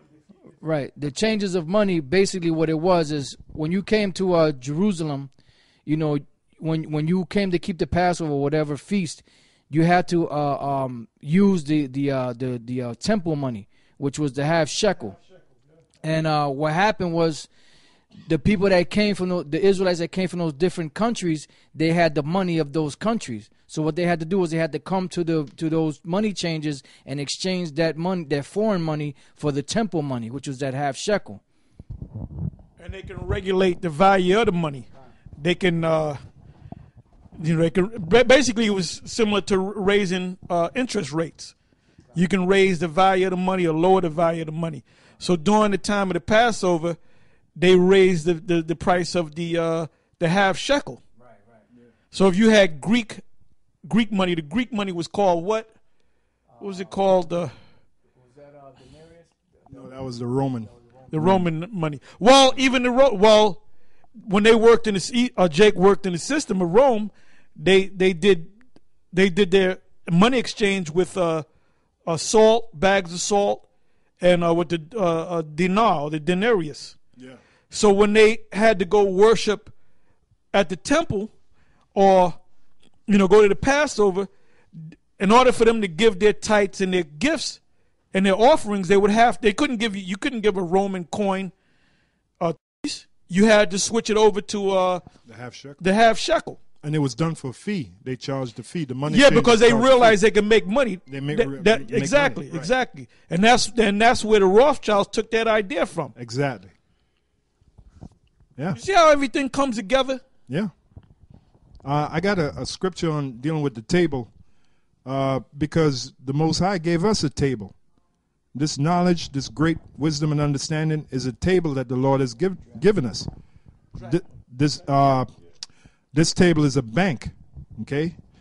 Proverbs 9:1, it says, wisdom have builded a house. She have hewn out her 7 pillars, which means it's completely sound. A pillar represents something that's has a sound foundation. She have killed her beasts. She have mingled her wine. She have also furnished her table. So this is a metaphor for this knowledge. It's a great feast. All right? And it's put on what? On a table, which is a bank. Now this is what King David said, Psalm 23:5. It says, thou preparest a table before me in the presence of mine enemies. Our enemies is Esau and all the other nations. But right in their presence, our table is being prepared. Meaning this knowledge, this wisdom, this understanding, this bank. All right? Thou anointest my head with oil, my cup runneth over. Again, the oil and the cup is a metaphor for this knowledge, this truth, which is put on our table. So we got a good table. Now, the Lord spoke about the table of these other phony Israelite groups. It says all their tables is filled with vomit. You can see it. Like, mate, his table. You can see that their tables are full of vomit. And it doesn't make no sense for you to get a whole, but that's a new thing now, to get all these different groups together. That ain't gonna work, man. That ain't gonna work. The Most High didn't tell us to get together with a whole lot of different groups with different different philosophies or different doctrines, man. That's complete madness, man. That's right. And the only ones that's standing out really, and always been standing out, is GMS, man. The great millstone. With the emphasis on the word great. Hey, we didn't make ourselves great. Yahweh Shem Yahushua made us great, man. Great millstone. This is scripture here, Isaiah 28, 7 and 8. It says, now these are the other guys' table. But they also have erred through wine, and through strong drink are out of the way. The priest and the prophet have erred through strong drink. And as I'm reading it, you could just put in the pictures. Nate, Gehenna, GOCC. They are swallowed up of wine. They are out of the way through strong drink. They err in vision. They stumble in judgment. Like an example of that is they're not teaching you about what's to come to America, about the martial law, about the chip. So they err in vision. They don't even see that vision. And a lot of them, they really don't want to see America be destroyed, man. They love this place. Truth be told, you know. So they err in vision, they stumble in judgment. For all tables are full of vomit and filthiness, so that there is no place clean. That's those other Israelite groups. Their tables are filled with vomit and filthiness, man. And Tazariak, you made a major mistake, a major blunder when you went with Johanna. Now you got to but you know in your heart you ain't in the right place. Now we don't know you. Well, we thought you were sincere. We found out that you're not sincere, and we thought you might have been the elect. But that's hard to believe now, based on what you did. Okay, so you're gonna have to go down with Johanna's ship. Johanna being the captain, and he gonna get on a lifeboat and try to get out, man. You know, probably put a dummy of him south there, cause yep. Yeah, you made a major mistake because Johanna is nowhere near on our level, man. The ISUPK is nowhere near on our level. They're not even in the same arena, man. You know? Nate, the same goes for you. We're the house of truth. Truth is coming from where we teach it. That's why you have so many of these guys, scoffers coming against us, man. You got the clean tables. Yep. Our table is clean. Bayat Amath, House of Truth. Yep, GMS. Hey, I don't know about you guys, but if you walk by and you see a guy eating on a filthy table, would you join him? Would you sit down with him and eat on that same filthy table? Zariak would. You know? Think about that, man. You got all. You know what, Tazariak? You're full of yourself, man. You're full of yourself, man. Yohanan gave you that false ass rank, man. And there's nothing deep about you. Just like Ricard said, you're a babe in this thing. You're still a baby, man. You following this guy and praising this guy. He's saying kind out of one to this shyster. You know? To this flim flam man.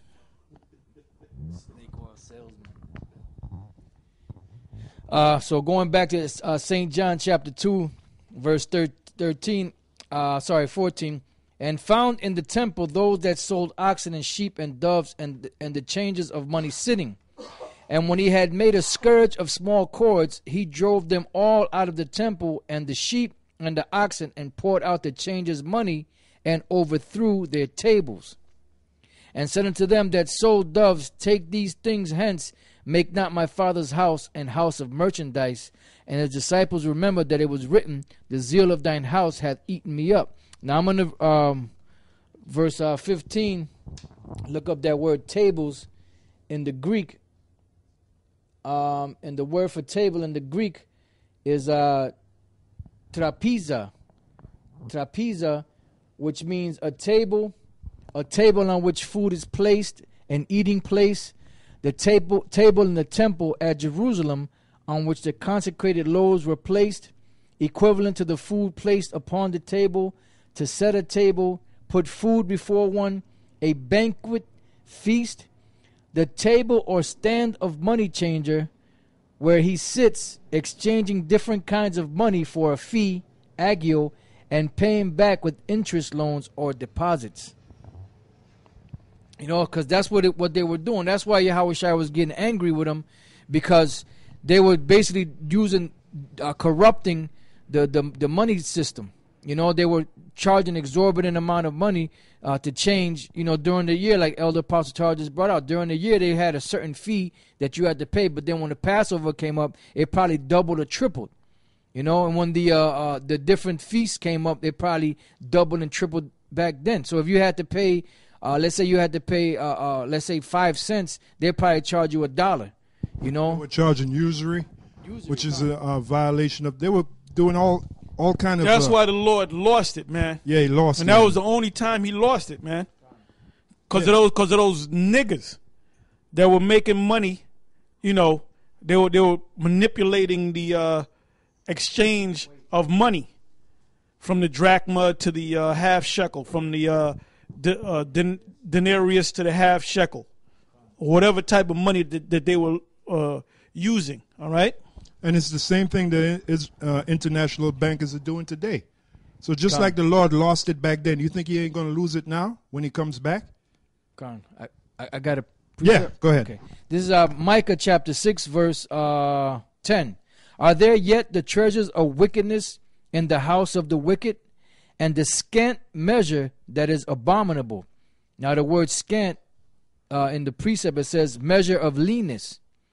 It says, shall I count them pure with the wicked balances, and with the bag of deceitful weights? For the rich men thereof are full of violence, and the inhabitants thereof have spoken lies, and their tongue is deceitful in their mouth. Therefore also will I make thee sick in smiting thee, and making thee desolate because of thy sins.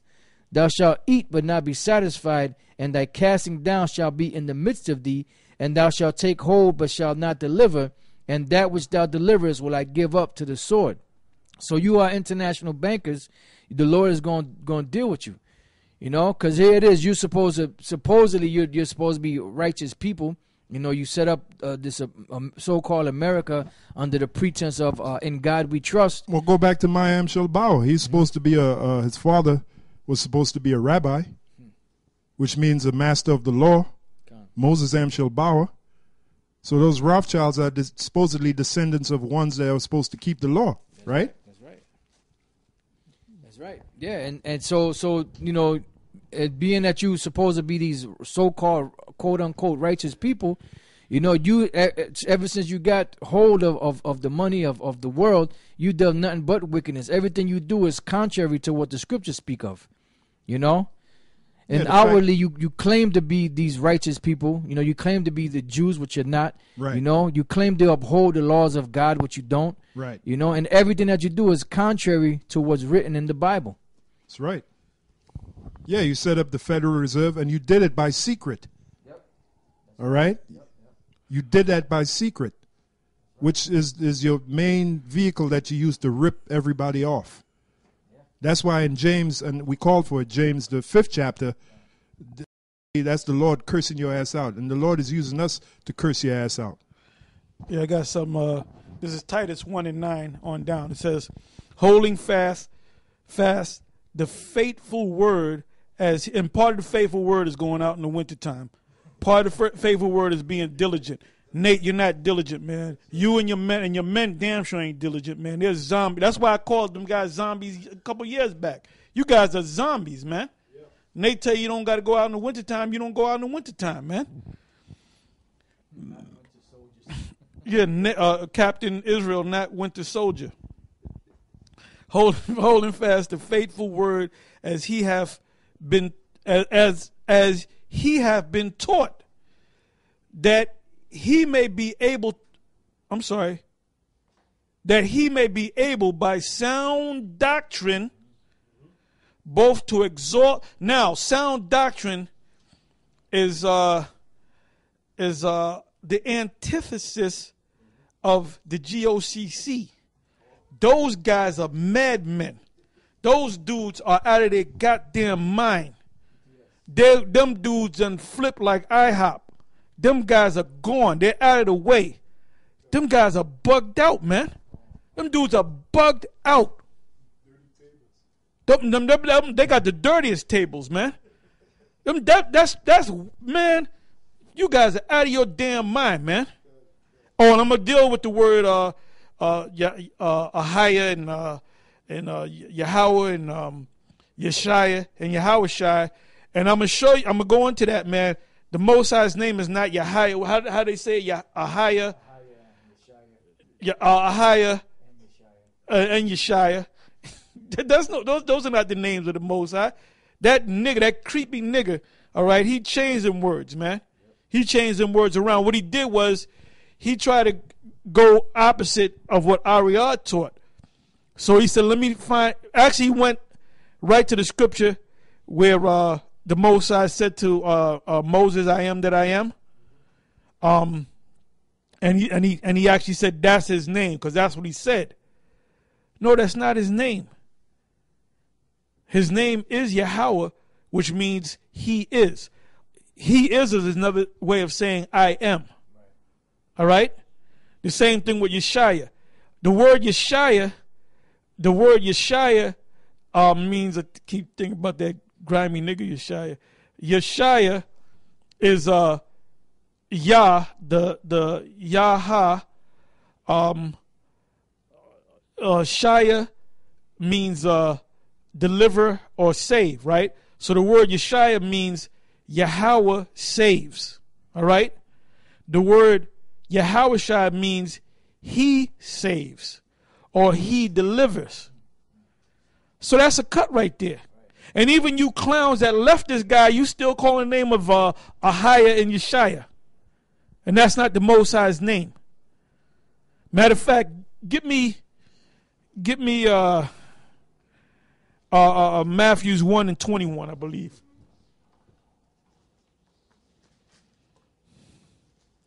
See, because you people haven't tried the spirits, that's why you following this guy Rakar of the GOCC, and he done went past. I mean, he's out of there, man. I was listening to some of them videos, man, especially with this guy, this cat Elder Gabar. What was the name of that video, man? I forget the name of it. I got it and everything, but he would, especially like 147, 148 in an hour and 47. He just tore. Damn, I'm losing words trying to. These dudes are bugged the hell out. But you lost souls are following these guys, man. That's not sound doctrine. There's nothing sound about what they're teaching. That's a wayward, backwards doctrine. Yeah, that's it. That's it, brother. That's it. Anyway, let me read this again. Titus 1 and 9. Holding fast the faithful word as he have been taught, that he may be able to, by sound doctrine, both to exhort and to convince the gainsayers. 10. For there are many unruly, Nate and his IUIC, Yohana and his ISUPK. We don't even got to mention this guy, Tazadakia, the God-sent comforter. Who else? All these Kemetic groups, man. All these different Israelite groups, man, they're going off one way or another. For there are many unruly and vain talkers, and you can see that all over the YouTube, man. You can get a guy just pops up with a goddamn band over his head with so-called Lashawan written on it, and you never saw this guy before. All of a sudden he just pops up, he's an expert, and then you got these clowns flocking to this guy, man. No, he's an elder. We ain't seen this guy. He just popped up on the scene 2 months ago, and he's an elder. It says, let me read that again. For there are many unruly and vain talkers and deceivers, especially day of the circumcision, that know that they're Israelites. 11. Whose mouths must be stopped, who subvert whole houses. Now this is the key right here. Teaching things which they ought not, for filthy lucre's sake. Look at Nate. Go. What is that? Original royalty or whatever. Yeah. That's all about money, man. Hey, the reason why he told them guys they don't have to go out in the winter, because they might have left his ass, and he would have lost that money. Let's deal with General Yohana, and I hope you're listening to Zariak. How in the hell could you justify allowing everybody to come into your Passover, man? How can you stand there and let Yohanan make that proclamation, man? Huh? Is Polite going to go to your Passover? Because he shotgunned a Bible, but you don't let him in. Oh, come on in, brother. You let them guys that are praising Amun Ra, other Israelites. You got Israelites that can come there that don't believe that the Messiah came. I mean, all kind of mad. They said anybody can come as long as you're a so-called Israelite, whether you're Islam. Come on, man. That's madness. And Yahweh Ba'ashem Yahushua is going to destroy the ISUPK and the IUIC and the rest of you guys, man. All you different groups gathering together, you're gathering together for money, man. For filthy lucre's sake. Or lucre's sake. All right? Now I looked up, right, subvert whole houses, teaching things they ought not for filthy lucre's sake. I'm going to look up the word lucre. Now, didn't Nate get with a group called Mana Lucra?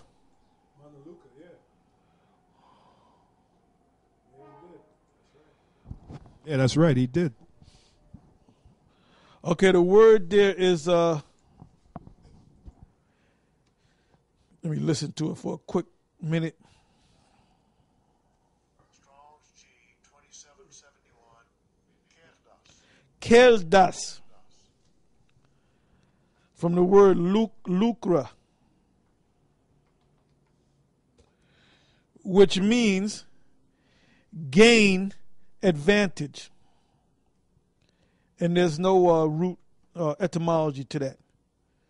So let me go back. I'm gonna read it again. It says, whose mouths must be stopped, who subvert whole houses, teaching things which they ought not, for filthy lucre's sake. That's why you're inviting so many different people, no matter what. And give me that eating the Passover unworthily. Because you have no business allowing somebody to come to your Passover and if they don't understand what the Passover is about. Because what are these guys going to do? They're going to go to your so-called which you already had it. They're going to eat the lamb. They're going to drink the wine. They're going to talk about how good the lamb and the wine is. And then the next day, they're going to eat whatever the hell they want to eat, man. Because they ain't going to say, well, look, I'm at your Passover now. And you tell them, look, you got to cast out all the leaven out of your house. You can't eat any leaven. Certain things you can't eat. And there's certain things you have to do. You think they're going to follow that? You think they're going to follow that for the whole week? No, they're going to go back after they leave your Passover. They're going to pray to Allah and they're going to pray to Amun Ra and whatever other God they're going to pray to. Go ahead, Ak. This is the book of First. So Yohana, you're going to be destroyed, man. But you don't care. That's why you swimming in that goddamn lucre, that goddamn money. This is our First Corinthians 11:26. For as often as you eat this bread and drink this cup, you do show the Lord's death till he come. Wherefore, whosoever shall... So when you eat of this Passover, in other words, it's to remind you that the Lord is coming back. You don't talk about you just prayed, you just made your fifth prayer to Allah, and then you're gonna come to the Passover. Are you out your mind? You just prayed to Amun Ra. You're gonna go to Yohana's Passover. Then you're gonna, while you eating the Passover, you're gonna be ask Amun Ra to bless it, man. Are you out your damn mind, man?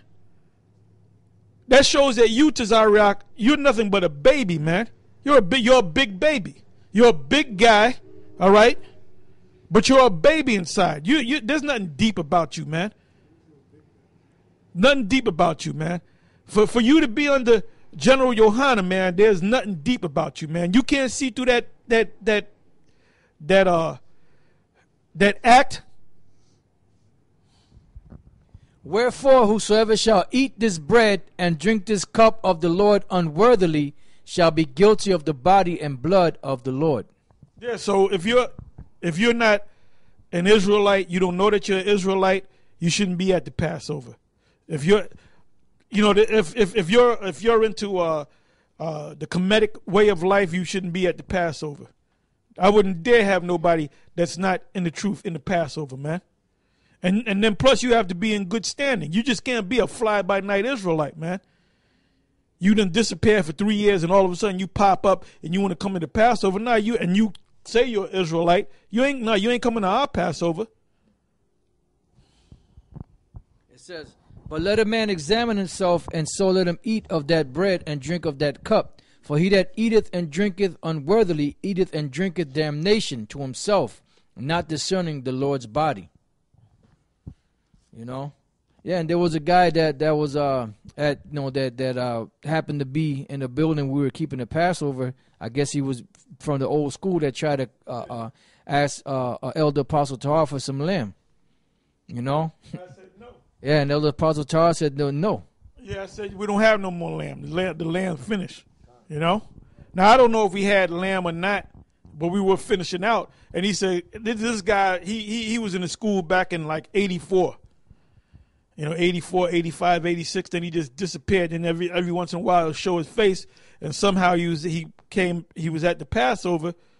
And I guess he peeped in and saw me, and he told some brother, yeah, I know Tahar. I go back, tell Tahar. He knows me. And I went up there and I did recognize the brother. I said, hey, what's up, Shalom, blah, blah, blah. And he said, yeah, there's any way you can give me a piece of some of that lamb? And I said, no, we don't got no more lamb. And then the guy, he figured out what I was saying. He kind of walked away, man. Ain't no way. First of all, you haven't been in this thing in years, and you're gonna pop up and eat a piece of lamb. There's no way in the hell I would have gave you a piece of lamb, man. If that lamb was the last meal to save your life, I wouldn't give you that lamb. You would have had to die right there, man. Hey, you're gonna die anyway. If we would have ate that lamb, a bus would have came up. Hey, because he ate the lamb unworthily. And that 29th verse is heavy. For he that eateth and drinketh unworthily, eateth and drinketh damnation to himself, not discerning the Lord's body. So that's why we have such a serious attitude towards the Passover. Because we know just how serious it is. It's a solemn assembly. You know? I mean, back in the past, when I first came into knowledge, we had the Passover. You had brothers singing and rapping and dancing and all that. That's Marsha and Ariah and the so-called heads. Yeah, the seven's fault for not doing nothing, man. Yeah, because we were young in the faith, man. Yeah, we wasn't young. supposed to have people rapping and singing and dancing like Nate is doing. Israelite party. Yeah, it's madness, man. Basically you sit down. You may have a class beforehand, you may not. Mm-hmm. You go through the ceremony, you bless the people and so forth. You eat the lamb, and then you go, man. Yeah. Then you go. There was guys that came out on planes and so forth. They grab a seat. They came out on planes, man. They partook of the Passover, and they got back on the plane the next day and went back to their whatever state they came from. That's right. Okay. And it's been like that for the last 5, 6, 7 years or so. Because we grew in the spirit. The scriptures say to grow in the knowledge of Yahweh Shem Yahushua. We grew. We understood that. We understand now, unlike before, we understand now that the Passover is a solemn assembly. Yeah. And it's to be kept as a solemn assembly. It's not a time of having a party. Yeah. Back then, you had women coming to the Passover with their backless dresses. And That was like the coming to the Grammys and shit, man. Yeah. Women had their cleavage all out, their legs. They had long dresses with fringes on it, but a slit in their dress. You would see their legs and all that, man. And they were married to brothers. Man. There was a lot of adultery going on at One West. So here Tazariak talking stuff that he don't know about. Man, there was a lot of adultery. There was a lot of wickedness going on, man. There were women in there popping all kind of guys up in the school, man. Women coming to school with short damn dresses. Short dresses with fringes on it, man. And nobody would say, now I was the guy that would say, look, sister, you can't come up in here like that. None of them other, Yeshua never said it. Yeshua was one of the guys that was popping them women, man. Passing women off, having counsels that a brother can't be with this woman and this woman could go with this other brother. Lahab was behind that, man. So Tazariak, you talking like you know shit. You wasn't there, man. You a baby in this thing. And like I said, what proves that you're a baby is you're following a clown. General Yohana, a fucking clown, man. A damn act. And like I said, I'm going to say it again. This is going to be like the third time I'm saying it today. Yahweh Ba'ashem Yahushua is going to destroy the ISUPK and the IUIC and all the rest of these phony-ass Israelite groups. That's right. You know, so that's the point, you know, because, you know, like now after we have the class and the ceremony, we eat the lamb, and not too long after that, everybody's heading out the door. Yeah, eating in haste, you know, and heading out the door. You know, it ain't no hanging out. You got some guys are drunk, you know, falling, stumbling over, you know, chairs and all that. None of that bullshit. And recently, the Spirit have gotten on Apostle Ella Tahar to even make the Passover smaller now. Yep. So now, just like Yahushua, when he had his Passover, he had a nice small Passover. Yep. So recently, the Spirit got on him to say, this, if we do have the next Passover, is probably going to be a very small Passover, as it should be, you know? Yeah, that's right. And a lot of you guys in the other states, you're supposed to be coming up on a level where you're supposed to conduct your own Passover. Yeah. You know? You got the material. You got the video. We made a video showing you from start to finish how to keep the Passover. So you ain't got no excuse, man. Plus the scriptures say we're supposed to become a kingdom of priests. Some of you come in this knowledge, you have no idea why you even involved in this thing. Going by the motions. You know? Some of you come into it because you like a guy's personality. Oh, I like that guy. You know? No, you come in this thing to become a priest of Yahweh Ba'ashem Yahushua, a servant of the Lord Yahweh Ba'ashem Yahushua. Really a prophet. Really a prophet, which is of the highest order. That's pursuant to the book of Revelation. You got to understand what you're involved in, man. The scriptures speak about counting the cost. Another term for counting the cost is understanding just what the hell you're involved in. Yeah, like you see, like Baloo, you know, he's saying people are leaving GMS left and right. Well, Isaiah left, and you can see Isaiah now, his videos, he's bugged out of his mind, man. He's bugged out of his mind. I don't even pay the guy no mind, no attention, man. Mike, he's bugged out, man. Right. Now he's teaching us. So you went off on that. He's bugged out of his goddamn mind. These dudes are bugged out, man. And the GOCC, they're out of there, man. They're on the planet Zombo some goddamn where. This crap that they're teaching, man, is outrageous, man. And now how can other Israelite groups actually get with you guys are all messed up, man. You guys are all messed up. And most of y'all hate us, man. Then the reason why we hate you hate us is because we rebuke. We might not mention your name, but we'll go into something that cuts what you're teaching. And you hate us for it. Hate us for that. Yeah, which we don't give a shit. Come. All right, a true prophet. Yeah, a true prophet of the Lord, Yahweh Ba'ashem Yahushua, will be more hated than he would be loved. And the greatest example is Yahushua. Yahushua was more hated than he was loved. All right. This is Amos chapter 5, verse 10. They hate him that rebuketh in the gate, and they abhor him that speaketh uprightly. No, that's pretty much self-explanatory, you know, and that's why, you know, they hate somebody that actually, which is a great millstone, which actually rebukes them, you know. Other groups, they just allow you to just keep going on with your wickedness, you know, and that's why you can buddy up with them because they're not gonna check you on when you're going off. This is Isaiah chapter 29 verse 21. That make a man an offender for a word, and lay a snare for him that reproveth in the gate, and turn aside the just for a thing of naught. So you lay a snare for him that reproveth in the gate. That's why that devil, poor light, he tried to get those the Bloods and the Crips to come against us, because it says that and lay a snare for him that reproveth in the gate, because he was reproved and he didn't like that, So that's what devils do, just like they try to get that band of 40 misfits to come up against the Apostle Paul to kill him, and they took an oath not to eat or drink or anything until they killed him, because they hated him. Because why? Because he reproved in the gate. Because he spoke truth. That's right. And if you speak truth, you're going to be hated. This is the book of Luke 6:22. It says, "Blessed are ye when men shall hate you, and when they shall separate you from their company, and shall reproach you, and cast out your name as evil." That's what they do, man. They put our names.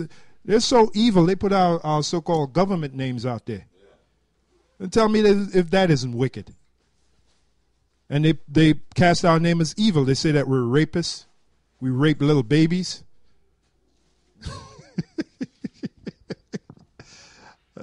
Shall reproach you and cast out your name as evil for the Son of Man's sake. And all this is for Yahushai's sake.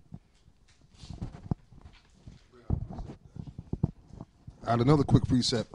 It's the book of Galatians, chapter 1, verse 10.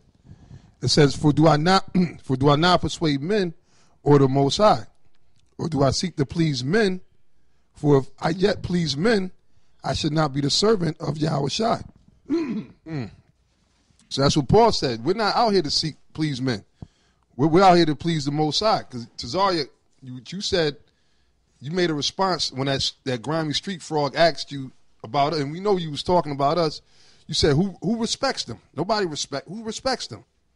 First of all, nigga, we ain't looking for the respect of men. I'm gonna read it again, Galatians 1:10. And this is what the Apostle Paul said. He said, For do I now persuade men or the Most High? Or do I seek to please men? Because that's what you niggas are doing. You're a bunch of men pleasers. That's why you sit there and change up the doctrine and make this new friendly Israelite doctrine. All right, when the scriptures, the Most High get all over the black woman, you're going to sit up there and say we ain't supposed to say nothing bad about the black woman. The scriptures, the Most High get all over this black woman. All right, the Lord said he's about to come and destroy America. You sitting up there talking about you're going to become old in this kingdom, man. I want to, when I get old, I want people to have respect for, nigga, what the fuck you mean when you get old, man? This is not our rest, man. So that's why the Most High is going to, like the apostle said, all right, the apostle to us said the Lord is going to destroy that whole function, that whole ISUPK function. He's going to destroy it, man, because you niggas are proud as hell. The Lord ain't dealing with you, all right? You got the world behind you. You got Sinetta backing you, but you don't got the Most High backing you. Yahweh Ba'ashem Yahushai, all right? I'll say something real quick. I got a scripture. Got another precept, which goes along with everything that we're saying right now. And you guys are proud. I mean, I came in, and Apostle Tahar and the other apostles were talking about One West. You guys are in the same spirit as old One West. And that's how stupid you are. That's how stupid you guys are. You guys are in the same spirit as the old One West. Y'all proud as hell. And the Most High, y'all say, well, that's not going to happen. You niggas is talking. Listen, man, the old One West was destroyed. The Most High did away with it, man. To the point where the building is not even there no more. For you old guys that was there, for you guys that was in the old One West along with us, drive up 125th, man. Drive right up 125th where the school used to be. Between. Yeah, I'll do it right now. Yeah, we'll do it. And I ain't got my camera with me. I'm gonna do that and film it. And I may do a sit down on that myself. The building ain't there no more. Man, that whole strip is totally different. But the one thing that's missing, that space is still empty. But I think they just now starting to build something there. They're gonna do something with that property, right? But for like the past few years now, since that building got taken down, there was nothing there. And you could still see the beams partway coming out the ground of where the old foundation of where that old building 1 West used to be. The Most High was so angry, he got rid of the whole building and dispersed the occupants, man, meaning we were all occupants of that building, right? Us, General Yohana, Nate and all, and so on and so forth, Comfy and them guys, and the Most High dispersed it, man, because that's how wicked that damn school was. Now, you had some righteousness there because that's where the truth was coming forth. The truth was there. That was the building that we came in through, man. Myself, Apostle Tahar, and the rest of us. So we're not going to sit here and totally say that was a satanic place. It wasn't. It was a righteous place. At one time, right, in the early stages of it, the Most High was dealing with the school. The Most High, Yahweh Bashem Yahushua, was dealing with King Mashah. Well, let me go back the proper order. Abba Bivens, man. The Most High, Yahweh Bashem Yahushua, was dealing with Abba, man. And in that building, in that school, you felt the presence of the Lord. Then Abba passed the torch to Mashah and Ariyah, High Priest Yaikwab, so on and so forth. Then them other guys, Lahab, Yeshaya, they all came in and all that. And then Apostle Tahar and then the other guys came in. And the Spirit was dealing with the school. The truth was there. That's when we found out that we were Israelites, right? And we were going out on the camps and speaking and all that. But then when the school got real big, all types of weather. In all types of weather. That's right, because look, man, I myself came into the truth in 1990, late 1990, and early 1991, man. I actually came to the school. It was still 1990. Okay, like November of 1990 is when I first came up to the school. So the new year, the so-called Christmas was coming in, and then I was already in the camp. By the time the new year came in, I was in the camp. So I came into school around late November, early December 1990. Because I was 17 years old when I came to the school in 1990, December of 1990. And then like a few weeks or a month or so later, boom, I turned 18. You know, then the new year came in, the so-called new year. You know what I mean? I came to the school. And when I came to the school, I was in the Brooklyn camp out in Fulton and Hoyt, down there in front of the Conway shoes, Yashawan and Barak. But I came to the school, and when I came to the school, one of the first brothers I met was this man sitting right here, Apostle Gabar. He was in General Yohana's camp when I first met him. And then he ended up in Apostle Tahar's camp, and then Apostle Tahar, I met him early on in the truth too. Well, he was already one of the top men in this thing. I was just a new guy coming in. I was out in Brooklyn, Fulton and Hoyt camp, but at that time, little did I know that Apostle Tahar, through the Spirit of the Lord, had in camp. I didn't know that. Just, I remember my first meeting of Apostle Tahar. He came down to the camp, and I always tell him he was wearing a poncho. He was wearing a poncho. I thought he was an Issacharite. You could kind of pass for an Issacharite, and he came to the back of the camp, and they had all us low-ranking guys. I was a new guy in the back, and me and the other new guys were in the back holding posts. And I remember Apostle Tahar came up to the camp, and he came up, and he came right to the back of the camp. Spirit made him do it. I don't know if he remembers this or not. And he just came to the back, and he just started saluting all the low. Before he saluted the high-ranking guys, he came to the back of the camp and then started saluting all of us in the back, man. Just saluting us. I mean, like saluting us like we were brothers that he knew forever. Like he was real happy to see us there, man. I don't never forget things, man. And it was like, oh shit. Now I knew he was a high-ranking guy. I didn't know exactly who. I knew he was one of the top guys. And then I remember one of the guys, Barak or Yashawan, one of them. Oh yeah, man, that's at the time they were general. Yeah, man, that's the high officer. That's General Tahar, man. He's one of the top guys. You know what I mean? That's Tahar. That's General Tahar, man. So you guys, you motherfuckers, man. Excuse my language, but I'm gonna use foul language. Fuck y'all. Number one, just on that note, before I read the scripture, I just wanted to tell that little story. You don't know shit about Apostle Tahar, man. You motherfuckers, man. That's why, let me tell you something, man. Yahweh Bashem Yahushua is going to destroy you, man. He's going to destroy all of you, man. Every last one of you motherfuckers, man. You scoffers, you other niggas, and you niggas that even know Apostle Tahar, Niggas like Nate, like Johanna, you niggas, the Most High gonna fuck your shit up, man. And I don't give a goddamn if you get emotional because I'm using foul language, man. I don't give a goddamn about you, man. And Baloo, you can go fucking jump off the George Washington Bridge, man. You big overgrown faggot. I don't care about none of you guys, man. You don't know, I'm not going to go into it, man, but you guys don't know nothing about Apostle Tahar, man. What kind of man he is. Man, that man's a brother, man. But you know what? It's okay, but it goes into the scripture that I'm about to read. Yeah. Okay? Now I'm going to read this, man. It says, blessed when you are hated. Now, we're supposed to be more hated than loved. That's the reality of it. And a lot of guys don't see it that way because they don't understand this thing of ours. Go ahead, brother. Yeah, man. And then another thing, y'all niggas talking about Apostle Gabar. Y'all don't know shit about Apostle Gabar, man. You know? Like the reason I'm saying that, man, this man's a brother. The things this brother has done for brothers, for myself, the things Apostle taught, man, to this day. You niggas, man, I ain't going to tell y'all because ain't none of y'all goddamn business. Apostle of Ramlab as well, man. All these brothers, man, look, man, you niggas don't know how we get down with each other, man. The brotherhood, and then I'm going to bring it out even to the newer brother. This man sitting right next to me, man. Officer Karab, man. And the brothers in the other states, Texas, Boston, man, the things that brothers, the love that we display amongst each other, man. You niggas don't have a clue, man. And I know you niggas don't do that shit for each other because you're a bunch of niggas, man. Yeah. You know what I mean? It's true though, man.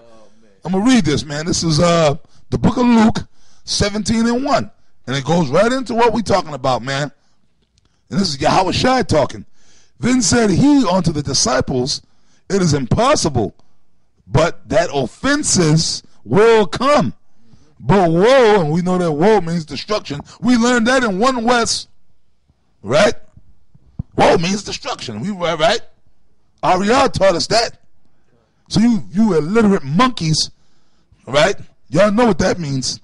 Yeah, I'm going to insult you guys. I'm going to talk down to you in a condescending manner because that's what you deserve, man. That's what Yahweh Shai did, man. Okay? But woe unto him though whom they come. I'm going to read it again. Luke 17:1. Then he said unto the disciples, it is impossible, but that offenses will come. Right? Will come. Offenses meaning people coming against you, slandering your name, scandalizing your name, speaking evil of you, like the other apostles just brought out. We don't do that. We tell the truth. Anything we said about Nate, we told the truth. And like the fact that him and his camp up here in the Northeast haven't gone out in the winter, the whole winter. Well, we said that. That's true. That ain't no slander. Yeah. The fact that we say General Yohana is a damn con artist. Okay, we're not slandering the man. We know the man. We know that he was a scam artist back at the old school, man. He said he had a PhD in wickedness. That's what he said. Yeah. He'll deny it.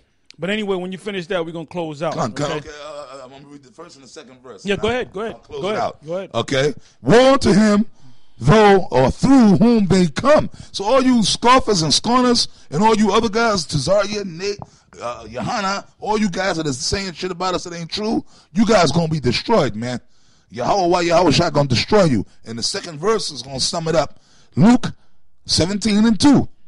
It were better for him that a millstone, great millstone. What does a millstone do? Grind things into powder, man. That's so symbolic. Or you can tie it on somebody's feet with a rope and it bring you down into deep waters. In boxing, there's a term called I'm going to bring them into deep waters. James Toney. Now, what that means is if you in tip-top shape and you fight, you more experienced than the guy and you in tip-top shape, you've been chopping trees, okay? Yeah. You breaking the guy down. It's a 12-round fight. You breaking the guy down. You putting that pressure on his ass. and then you put so much pressure that he breaks down. So you bring him into deep waters and you drown him, right?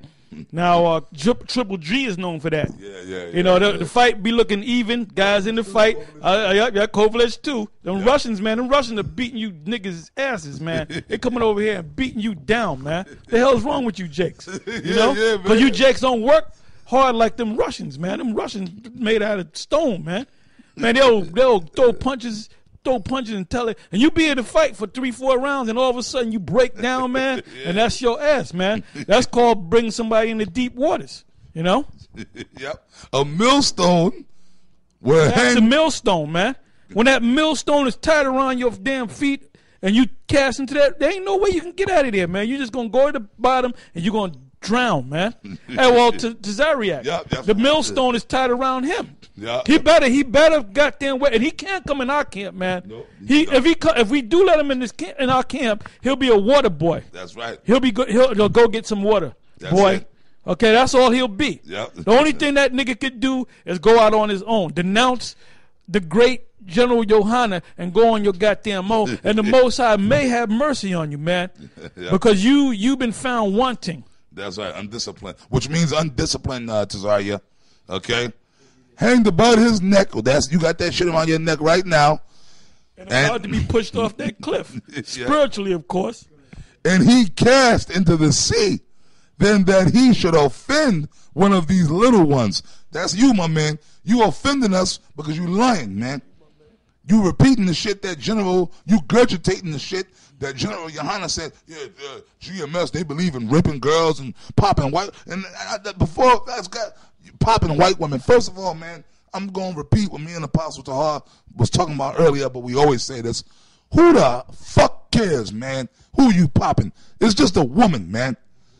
A white woman, Oriental woman, a green woman from Mars. Who the hell cares? I ain't gonna get with no green woman. I ain't getting with no green woman. I'm just saying. We just being unless she eats a lot of spinach, start turning green. I'm being sarcastic. You guys are all wrapped up into what kind of woman, and then like a pop. But you know what? No, you don't know who Yohana's dealing with. Yeah, who's Yohana dealing with? You know what that nigga's doing, man. Yeah. You know what kind of woman you guys worried about? What kind of woman a man like Baloo, the queen of the 2/3? Hey, Papa, why are you a grown-ass man worried about where another man is sticking his rod? That's why we call you guys homosexuals. Wait a minute, hold up. Who came up against Solomon? Yeah. Who rolled up and looked Solomon, you going off? Now, Solomon was going off because the scriptures say, multiply not unto you many wives. Yeah. Okay, that's in Deuteronomy. Or many horses. Yeah. The king wasn't supposed to be the richest individual in Israel, or the one with the most horses or the most wives, but he took full advantage of it. So that was a sin right there, you know.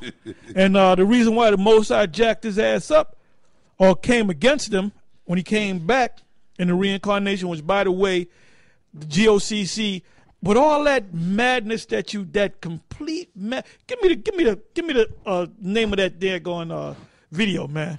Give me that, because I want the whole world to see that, man. Read.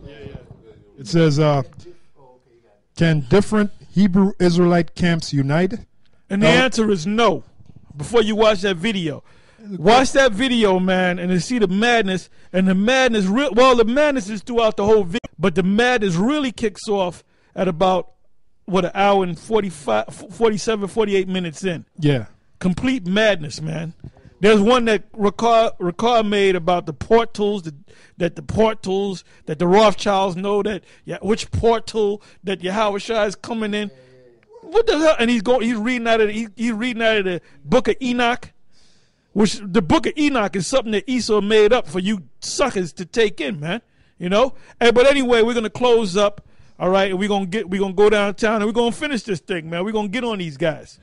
They don't like us, you know. They want to kill us. So hey, we're gonna keep teaching, all right, until you come kill us. Hey, with that, I'm gonna say Shalom. All right. Oh, now you got these guys saying Shalom. Where'd they get that from? GMS.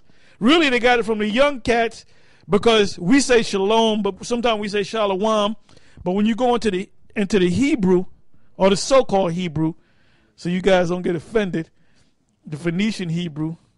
The word for shalom is really shalom. So the correct way of saying shalom, peace, is shalom. Okay? But sometimes we say shalom, shalom. All right? Well, that's Nate. Nate, you got problems, man. You know? That's right. All right, with that, I'm going to say